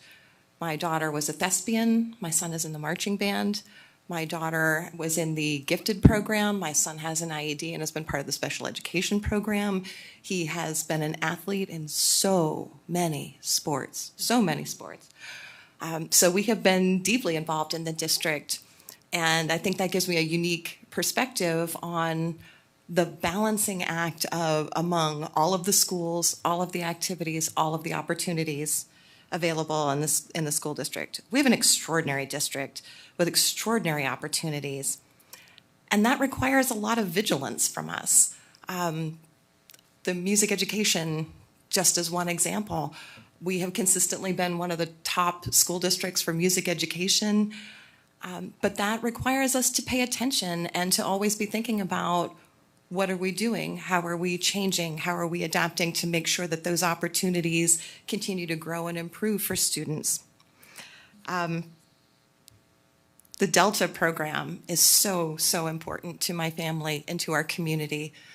And my son, like all of the students in Delta, is concerned about the transition from being a program to being a school. My primary concern is not so much the transition for Delta, but how do we take all of those things that are wonderful and successful and unique and amazing about Delta, how do we scale those for the rest of the district?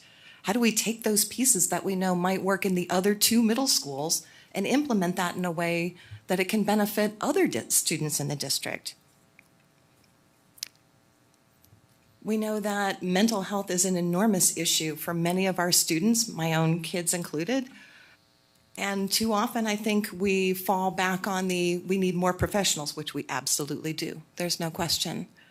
But also, how do we find unique ways to address those issues? How do we get at some of what is driving some of those issues? How do we engage peer support not only throughout a level of school, but across levels of schools? How can we have older kids supporting younger kids? What are some of the things where we can be leaders in that area, where we can come up with some unique solutions?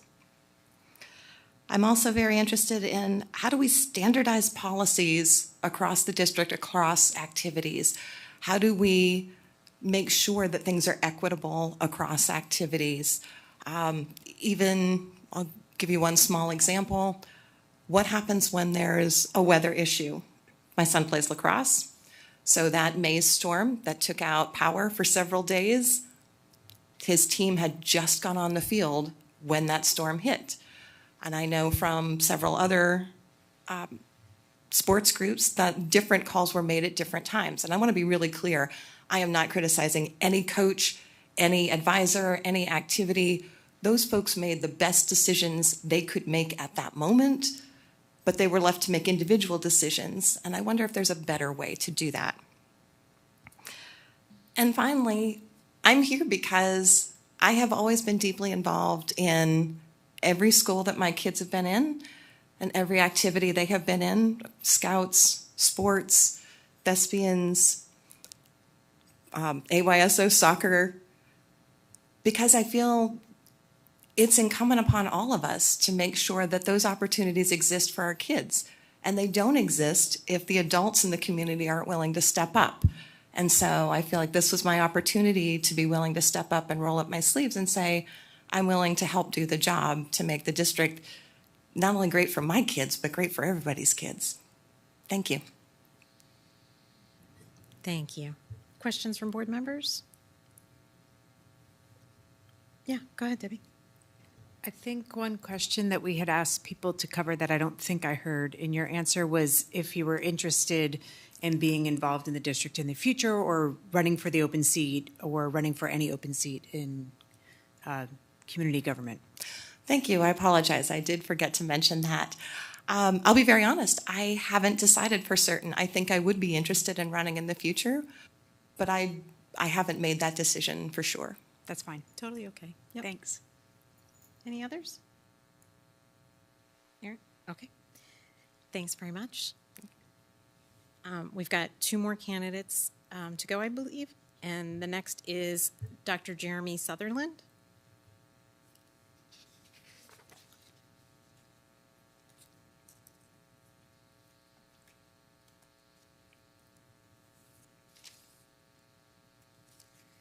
Welcome. If you want to come up and join us at the table, there's a microphone should be already on for you. We're happy to hear from you. We're almost there, right? Yep, that's right. Thanks for your patience. Thanks for your patience. I know it's tough to be at the end of the alphabet. Oh, that's fine. I'm used to it, right? You grew up that way. Yep. My best friend, her name is V. Her last name's in V. It's cute. I can just begin? Yep, go Okay. ahead. All right, great. Good evening, everyone, members of the board and the community. Thank you for the opportunity to speak with you tonight and for your service to the district. My name is Jeremy Sutherland, and I am foremost a parent, a scientist, and a community member who is proud to call State College home. Professionally, I'm a technology strategist for a local startup here in town. I hold a PhD in bioinformatics and genomics from Penn State, where I also served as president of the Science Policy Society and was named a National Fellow of the Foundation for Food and Agriculture Research. Over the past decade, I've worked across academic and public institutions, including the USDA, and universities in both the US and Japan, where I led complex research initiatives, collaborated on cross-disciplinary projects, and contributed to public-facing public policy, science policy. My most important role these days, of course, is as a parent to an incoming first grader at Spring Creek Elementary, where I'm an active member of the PTO, and being a part of her journey through SCASD has deepened my commitment to this community and to the school district. Through her experiences, I see how these schools shape our children's values, curiosity, and resilience, and that is why I'm here tonight. I'm seeking this appointment because I deeply believe in the value of public education, not just as a system of learning, but as a cornerstone of our democracy and community well-being. I know firsthand the difference a strong, supportive school environment can make, not just for a child, but for a struggling family as well. I grew up in low-income housing and attended public schools in Illinois where dedicated teachers and mentors played a pivotal role in changing the trajectory of my life. Their support set me on a path that eventually led to a PhD and a career in science, technology, and public service. School boards play a vital role in shaping that environment and setting direction by ensuring accountability and making decisions that reflect and uplift the diverse voices of our community. I bring to this opportunity a perspective shaped by lived experience, along with professional strengths in policy and science communication, all of which I hope to use in service of the board and the families it represents.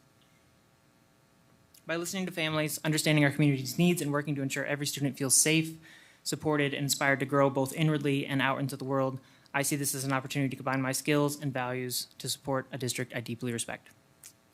If selected to serve, there are several areas I'd be especially interested in contributing to.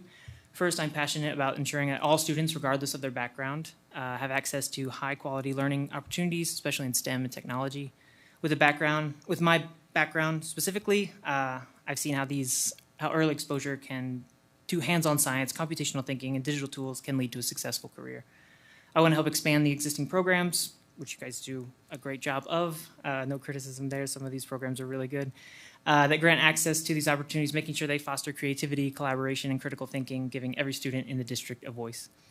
Secondly, I care deeply about the intersection of health, sustainability, and education. I've long advocated to improve access to nutritious food, reducing food waste, and integrating these efforts into educational experiences. Whether through school gardens, composting initiatives, or nutrition programs, I believe we can foster environmental awareness and student well-being while strengthening connections to the local community. Ensuring students receive high-quality meals during school is especially important if the current federal budgetary bill is signed into law. Finally, like so many families in our district, I was shaken by the recent credible threat of violence at our high school. As a parent, this is one of my worst fears. And as a community member, I believe we must take serious the need for proactive school safety measures and mental health support. It is our responsibility to create a learning environment where students and teachers feel secure, supported, and able to focus on their growth, not their worst fears. My goal across all these is to improve the bridge between evidence and action, bringing both thoughtfulness and empathy to our decision-making process. While I understand this is a temporary position, I am strongly committed to running in the November election regardless of today's outcome. For me, today marks the beginning of a deeper commitment to our district and to public service here in State College. I come to this not only as a professional and as a parent, but also someone invested in the future of our children, our educators, and our community at large. Effective board service requires listening, learning, and working collaboratively, and I am eager and ready to do that from day one. Thank you again for this opportunity and for your time tonight. I look forward to answering any questions you may have and learning from each of you. Thank you. Thank you. Questions from board members? Okay. I'm 36, by the way, if you're wondering. I was going to ask one question. I can't remember exactly the sentence you used, but it popped into my mind. How would you define sort of the role of the school board in governing of the school district? Like, what do you see as the role of the school board and a role of a school board member? Yeah, for me, I mean, just personally, it's a combination of, I think the main skill that a school board member should have is the ability to listen and the ability to empathize with the issues that students in the community bring to the board. My goal, if election's not really the right word, right? But my goal would be to, as much as I can, uplift the voices of the students and the families through the decisions that we would make as a board member. So listening would be my answer. Right? Great, thanks. Great. Okay. Did you have a question? Okay. Thanks very much. Mm-hmm. All right. I appreciate everybody who's sticking around through all this. And we have one last candidate, Dr. Carmen Vanderhoof. Welcome. Thank you. So your microphone should already be on. So hopefully you're set with that. So as the last person standing between you and the end of interviews, I want to thank you profusely for your time. And I'm going to start. So a piece of advice I heard recently is do the thing that scares you. Being in front of cameras makes me nervous, but it's also a reminder of how important these spaces are for public decision making. I feel a calling to serve my community and want to address that fear head on. I reminded myself that it can't be any more difficult than arriving to the U.S. and facing a classroom full of 7th graders, all staring at me. Some of you may have experienced that. This was 1995, Reading, Pennsylvania. On the first day, the teacher asked everyone to introduce themselves to me and then asked me to recall their names. If I forgot any, they were asked to reintroduce themselves again, one by one. You can imagine how well that went. I still recall feeling my cheeks bright red with embarrassment and not being able to recall names I had never heard before. How we welcome people into our community and our classrooms matters. I am proud to be a State College resident of 11 plus years. I earned my teaching certificate at Penn State in 2008 and left to teach at a very large and diverse middle school in Southern Maryland. Since then, my husband and I zigzagged up and down the East Coast, but there was always something that drew us back to Happy Valley, the heartfelt community. It is the friendliest town I have ever been part of, and we love our school district. Currently, I'm proud to be a teacher-educator with indirect connections to many school districts. Our Penn State student teachers are welcomed into many classrooms. We have open discussions about their local school communities and construct asset mapping, so we can build on strengths, recognize the importance of civic engagement, and community involvement. One of our biggest assets here is community. SCASD benefits from many community partners, public servants, and dedicated volunteers. I am one of those community members who volunteers at school events. I have an upcoming 9th grader at Delta. I'm at Center LGBT with a teen group, SCLO Library with an ESL discussion circle, and at the AUW annual book sale, and more. It makes me feel more connected, gives me a sense of belonging, and allows me to give back to a community I hold dear. Recently, I was honored with an outreach award for my work with pre-service teachers and youth in multiple education-related organizations and nonprofits. This is an indicator of my goal of living my values professionally, but also personally. The reason why I'm applying for this interim position is because I'm dedicated to quality public education that is responsive to students' needs, and because I'm invested. I believe Dan Colby's work is meaningful. He advocated for LGBTQ issues and equity. I am volunteering to continue his mission. Every student should be able to be their authentic self in school without fear of bullying. All should be welcomed and feel a sense of belonging in our schools and our town. State College has received a perfect score on HRC's Municipal Equality Index 5 years in a row. This is one indicator of how well the LGBT+ community is supported locally. I am proud to be part of this caring community where my trans child can be himself. I couldn't be more thankful for the teachers and staff at Delta for creating an inclusive and community-oriented environment where everyone can thrive and not just survive the day. If chosen for this position, I'll be a good listener and collaborator. Stepping into an existing term means that I have a lot of learning and observing to do. I bring a lot of experience as a teacher, teacher-educator, parent, and involved community member.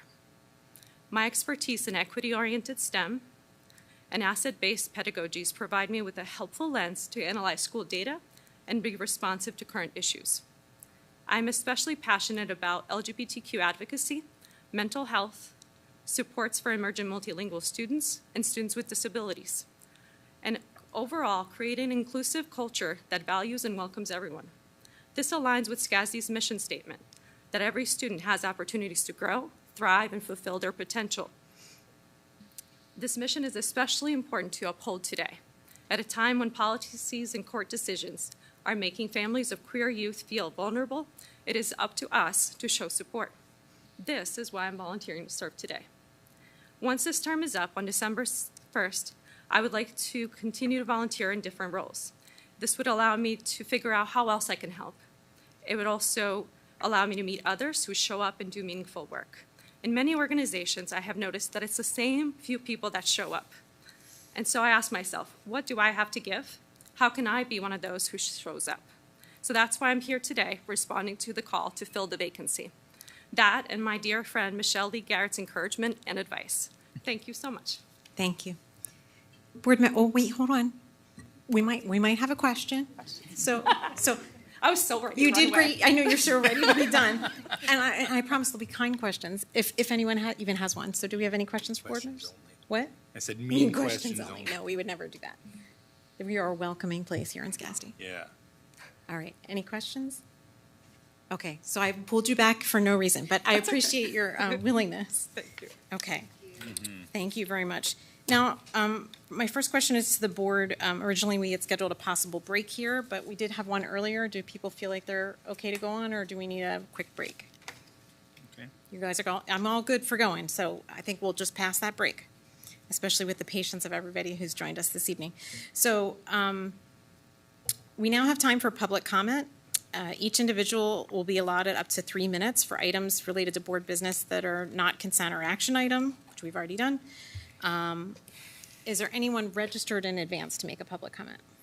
Okay. Do we have anyone here in person that would like to make a public comment? Okay. Do we happen to have anyone online? All right.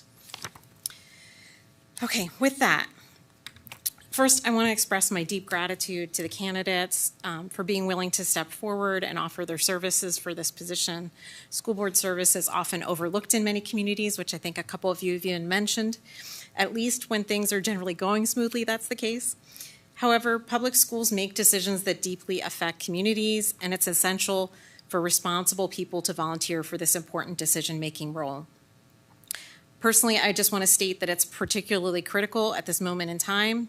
Yesterday, the Trump administration informed districts and state boards of education that they would not be distributing $6.8 billion, that's B, billion, funding for K-12 public schools. These funds have been allocated by Congress, and this impoundment of funding is illegal and egregious, in my opinion.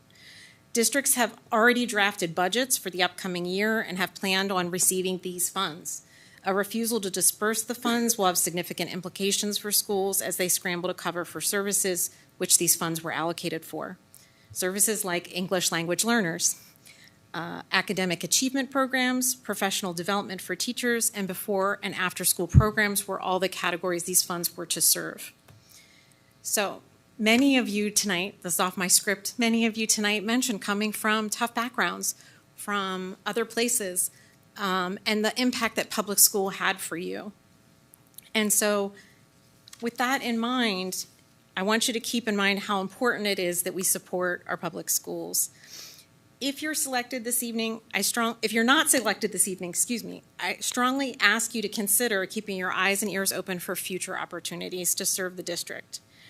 We have one board member who happens to be running for another municipal role, and should that occur, we may have another vacancy in the future. Of course, we always have elections every 2 years. I know some people express trepidation about running for office, the act of campaigning, but having done it 3 times, you can do it, I promise.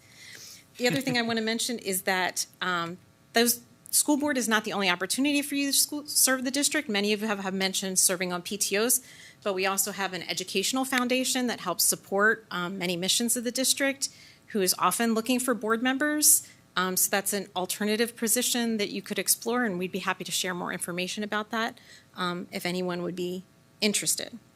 And the last part I want to share is about the voting process, I want to also inform you, and Dr. Anderson mentioned this earlier, a little bit about the time commitments of a board member. So in addition to our twice monthly board meetings, members are also expected to participate in committee meetings, community events, school visits, and other assignments, many of which take place during regular daytime hours or on other evenings of the week. There are times where it is comparable to a part-time job, so I ask applicants to keep that in mind this evening as we move forward. I'd like to remind everyone here at the table of the voting process that we discussed at our previous June 16th meeting. So we're going to have nominations made, and they will require a second. Multiple candidates can be nominated. Once all the nominations have been made, the floor will be open for discussion among board members. Subsequent to that, we'll have a first round of voting. In that voting, each board member will give voice to the single candidate they'd like to support. If no candidate achieves a majority, then a second round of voting will take place, again with each board member indicating the candidate they cast their vote for. If no majority arrives within 2 rounds of voting, the candidate or candidates with the fewest votes will be eliminated. The floor will be reopened for discussion prior to the 3rd round of voting, and a similar procedure would continue until we achieve a majority for a candidate. Once that candidate is successfully chosen, they'll be sworn in by Dr. Etter at our July 21st, 2025 regular board meeting. And so with that, board members, I'd like to open the floor for discussion of the candidates, which I know is awkward. Can we nominate yet? Oh, yeah, sorry, we're off on our script, so. It's okay, we haven't done this very often, so it's no worries. So yeah, so let's start with nominations. I nominate Jesse Barlow. Okay. Do I have a second? I'll second. Okay. Dr. Barlow's been nominated and seconded. Other nominations? I would like to nominate Mr. Benji Romig. Okay. Do I have a second? I'll second. All right, that's been moved and seconded. Other nominations? I'd like to nominate Dr. Carmen Vanderhoff. Thank you. Do we have a second? Can I second twice? Yeah. I'll second. Sure. Exactly. Okay.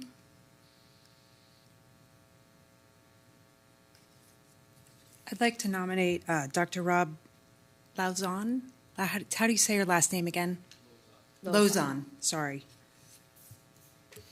Second.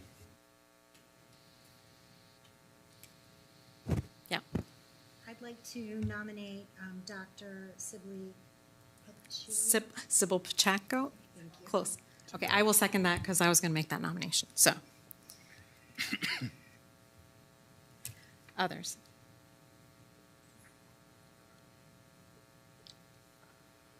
Okay. Without objection, then I'll close the floor from nominations. Without objection? I hear no objections. Okay. So, Lynn, as our board secretary, could you read off the list for us so that we're clear on who's been nominated?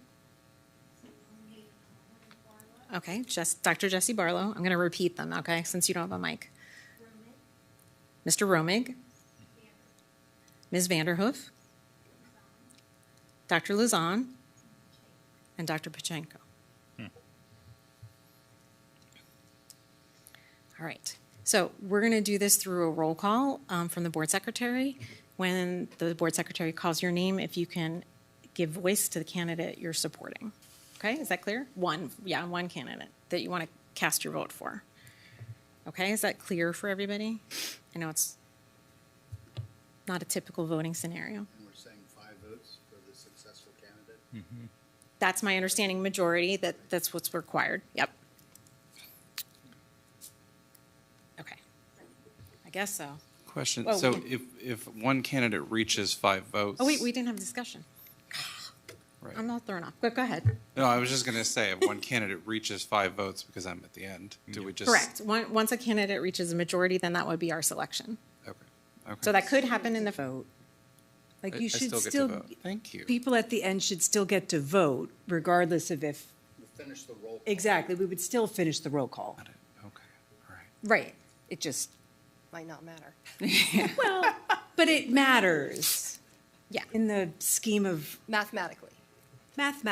and for the records and for individuals to know that they had the support, I think. Yep. It matters. Yeah. So I apologize. In getting off script, I'm really off script. So I am going to reopen the floor for discussion if people want to share information or specifics that they'd like to share. There's no obligation to do so. Yeah, Peter? I just, personally, I just want to thank everybody for stepping forward. I think it's really awesome. And, you know, you might not think that when you're on this side of the table that you would think, wow, I really want to listen to 15 people talk for 5 minutes about what they each think about what we should do in the school district. But I think it's great.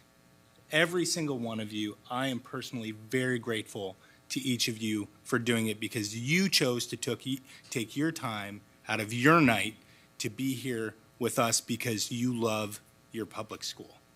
And I think that's wonderful. Thank you. I would say, just to follow off of that, I heard a lot of examples of things that I think would fit in other places in the district really well, particularly for things like our community advisory committees, technology in particular. We need people. I'm the chair, so if you're a tech person, AI man, yeah. But also, you know, advisory councils for the Career and Technical Center, for instance. We need a lot of people, and I think to see this level of excitement and support about the possibility of serving your community is, I mean, it reminds me of why I'm here, frankly. All of you do. And I could personally count, I mean, this entire list, I would probably say you would all be excellent board members, possibly better than me. But I did want to just point out, so my nomination of Mr. Romig, you'll notice is the only one without a PhD among the nominees. I think his message about kids who had come from a really rough background and what schools mean for those kids, to me, is really the essence of why, certainly why I wanted to join the school board in the first place, but I think that perspective and that background is one that we need to keep with us when we're doing our work. And so that kind of message really spoke to me, and that was why I chose to nominate him. Thank you. Yeah, Gretchen. I was just going to put in a plug for the facilities CAC, because there were several candidates who talked about facilities and sounded very passionate about facilities. And I know that we always need people on that CAC, so that's also something to think about. So thanks. So a couple definitions for people who aren't aware. So we have community advisory councils, which we colloquially call CACs. We have them in a variety. We have finance, facilities, tech. We also have health and safety, and we ask for the expertise of people in the community to be on those committees and hear about different things that the district is working on and give input from your unique perspective and expertise. I mentioned the foundation already. What was the other one? Oh, and then additionally, our Career and Technical Center has their own separate full set of advisory people for a variety of different categories in their specialty. And that's a really important role as well. You know, we have kids that go to other kinds of post-secondary training, and that is a really important part of our district. Did I miss any others? What else? Athletics. Oh, that's right. There is also a CAC for athletics as well.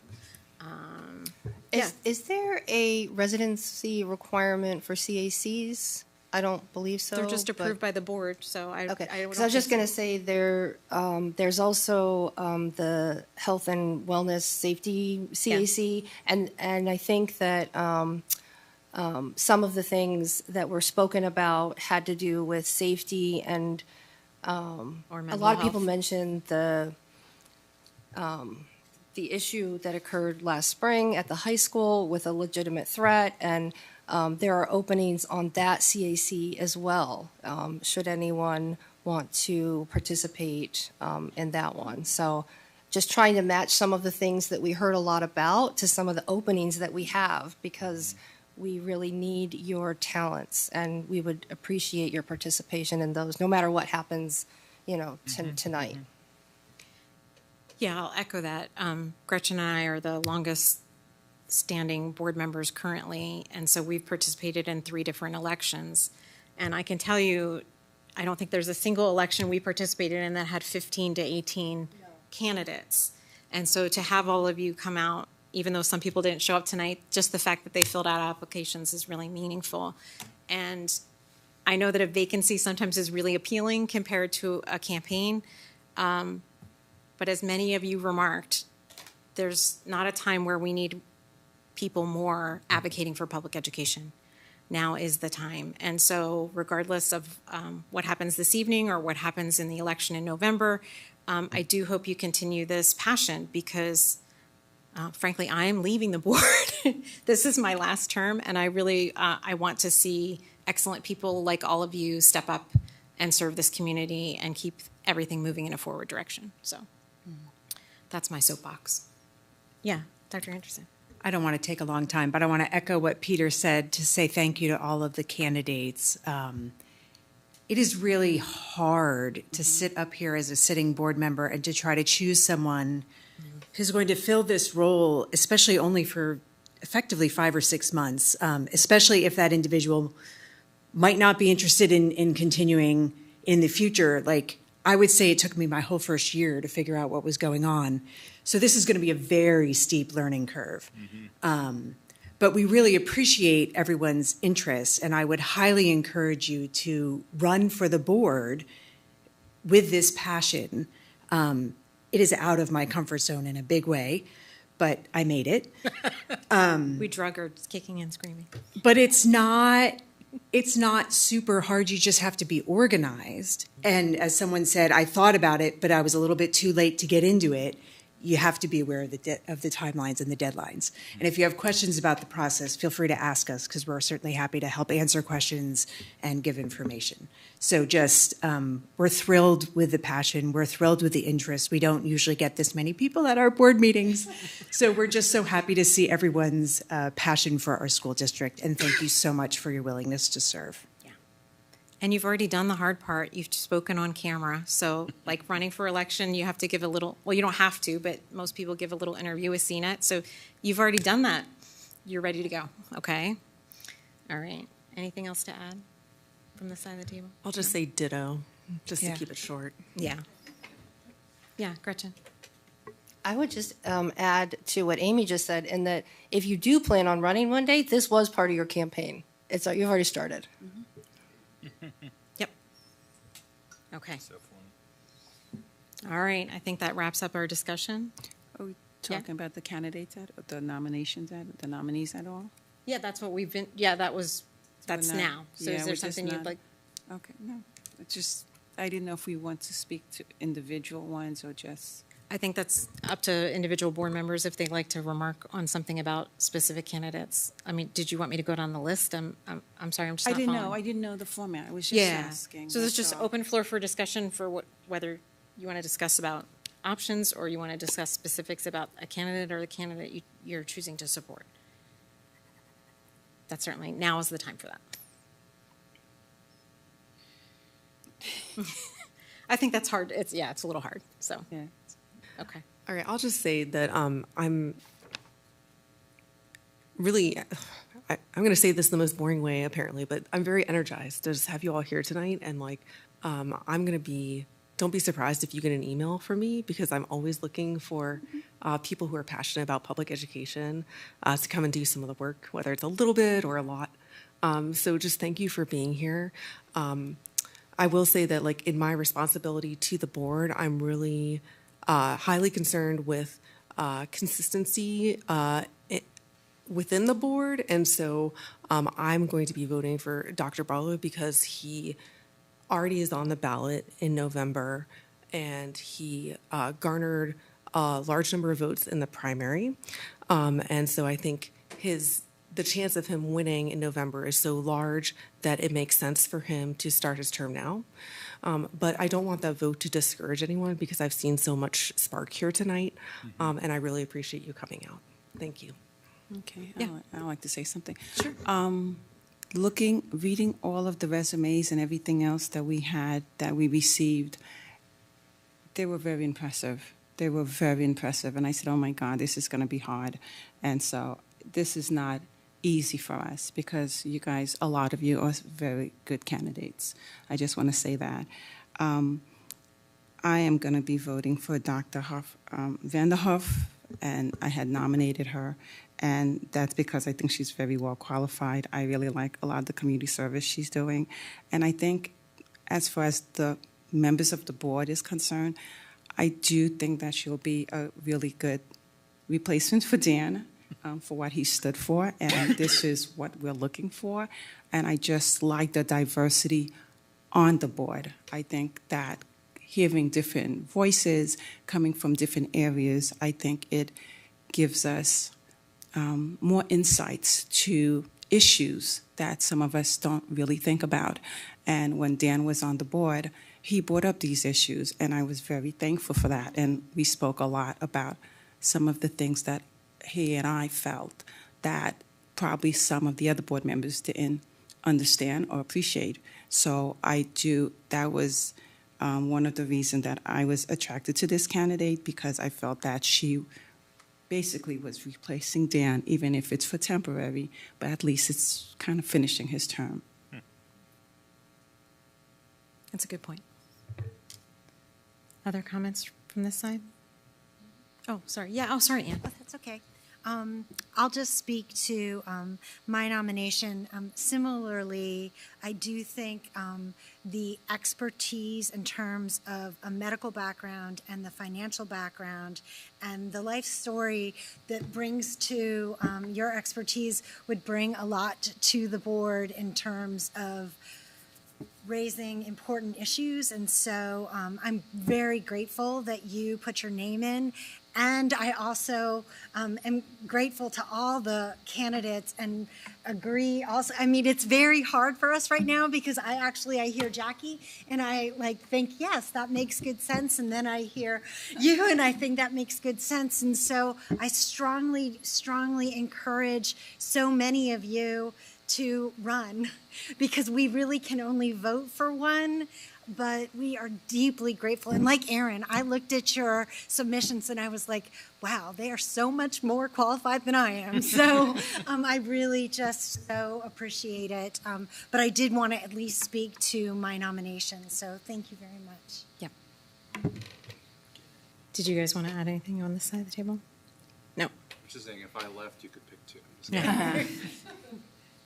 I guess I just wanted to say briefly, since I did nominate Dr. Lozon, that I agree a lot with Jackie about the consistency for the board, and so I'm interested in trying to find someone who is interested in continuing on. And I was pleased with the fact that Dr. Lozon has already been coming to some board meetings and has been expressing that interest in being a part of the process. I also, as evidenced by my questions, have some concern that not everyone fully understands what it means to go into being on the board. I don't have a current job, so I know I spend more time on it than others might, and I am the current sitting vice president, but it is at least a part-time job. And there are weeks that I have spent 30 hours on the school board. There are weeks that I have not, and I just got back from vacation where I did nothing for 10 days for the school board, and that was great. But it can be a very big time commitment, and I'm not sure everyone's as aware of that. And so people that have already been a part of the process and have been coming to meetings, I think, have a better understanding of what they're getting into. So that speaks up to me. Thanks. Anybody else on this side? And then I'll go. Okay. I think many things important things have been covered. To Dr. Anderson's point, it's also very unpredictable sometimes the time that you have to spend. So while we all set aside Monday nights for board meetings, sometimes alternate Monday nights we have meetings, sometimes a crisis happens and we have to be involved in some decision making and we are called to meetings or a variety of things on short notice. So that's another piece of the puzzle that can be a little bit of a challenge. I too struggle. I agree with Carlene. I think diversity on the board and diversity of viewpoint is really, really important. And many of you bring different diverse viewpoints that would be really valuable. And so it's very hard to pick one over another because, as many of you have spoke to, every marginalized community matters and they all deserve to have a voice, and we only have one seat to potentially appoint someone to. So that's definitely challenging. I supported Dr. Pachenko's nomination. I admit I'm a little biased. I come from a medical background. I'm married to a physician. I do know a lot about the evidence-based decision-making that training entails, as Dr. Crevecoeur does as well. And so I know how valuable it's been for me in how I approach decision-making here on the board. And so that's one big piece. I also, though, agree with Jackie. I know that consistency for us is really important.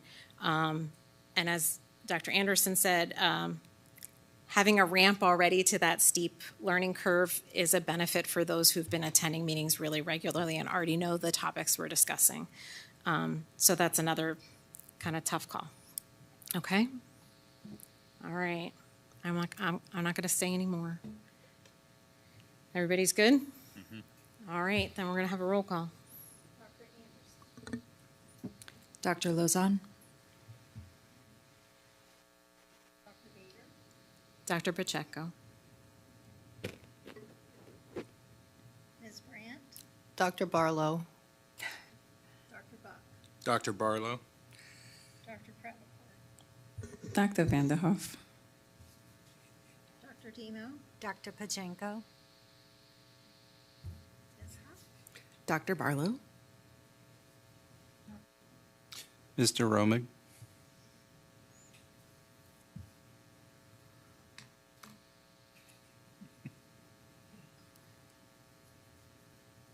Okay, so. Oh, I didn't bring my reading glasses. So 1. So that's 4 votes for Dr. Barlow, just shy of a majority. 2 for Dr. Pachenko, 1 for Dr. Vanderhoof, and 1 for Mr. Romig, and 1 for Dr. Luzon. I only got There were 3 3. for Barlow. Oh, I'm sorry, wait. 1. Oh, I'm sorry. I really didn't bring my reading glasses. Sorry, 3 for Barlow. There's only 8 of us. Yes, there is. It's hard to be on camera and count. It's okay. And Dr. Pachenko's name and Dr. Barlow's name is exactly the same length in Lynn's handwriting, so, okay. We all know our tally now. 3. All right, so, no, I have glasses in my bag. I'll get them out for the next one. So we don't have a majority, so we're going to have a second round of voting. Obviously, our second round of voting, if everybody votes the same, we have the same result. So the encouragement is to consider your vote carefully and how that fits in with everything. I don't know. I don't know what other advice to give. Dr. Barlow. Dr. Barlow. Dr. Barlow. Dr. Kravicourt. Dr. Barlow. Dr. Demo. Dr. Barlow. Ms. Howe. Dr. Barlow. Mr. Romig. Dr. Barlow.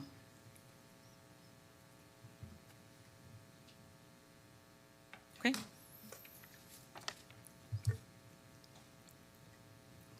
1. So, 7. So that gives 7 votes for Dr. Barlow, which is a majority. So with that, we will accept Dr. Barlow as our appointee for the vacancy. Again, I want to thank you all very, very much. I know it keeps sounding effusive, but it's genuine. It's really important that you all came out. I hope those of you who spoke of still wanting to run an election, would serve in other ways, please continue that commitment. And many of us would be more than happy to have coffee with anyone. And I mean that sincerely. I have coffee with community members all the time, but I also have coffee with people that are considering running for a variety of elected offices. We're happy to talk to you about the process, talk to you more about what board involvement really entails. Another great resource, if you're serious about considering an election, is Pennsylvania Association of School Boards, PSBA. They have programming that can teach you about what school board leadership entails and some of the actually nuts and bolts decision making that we make here every day. Well, not every day, but every meeting. And a lot about what governance is, because a big piece of the thing to learn is kind of the difference between governance and the administration and the day-to-day operations of the school district. And so that's a difference in roles that we have to really learn to understand and work through as we serve on the school board. So those are some other resources that I hope you'll pursue. Thank you, thank you, thank you. And I think with that, we are adjourned.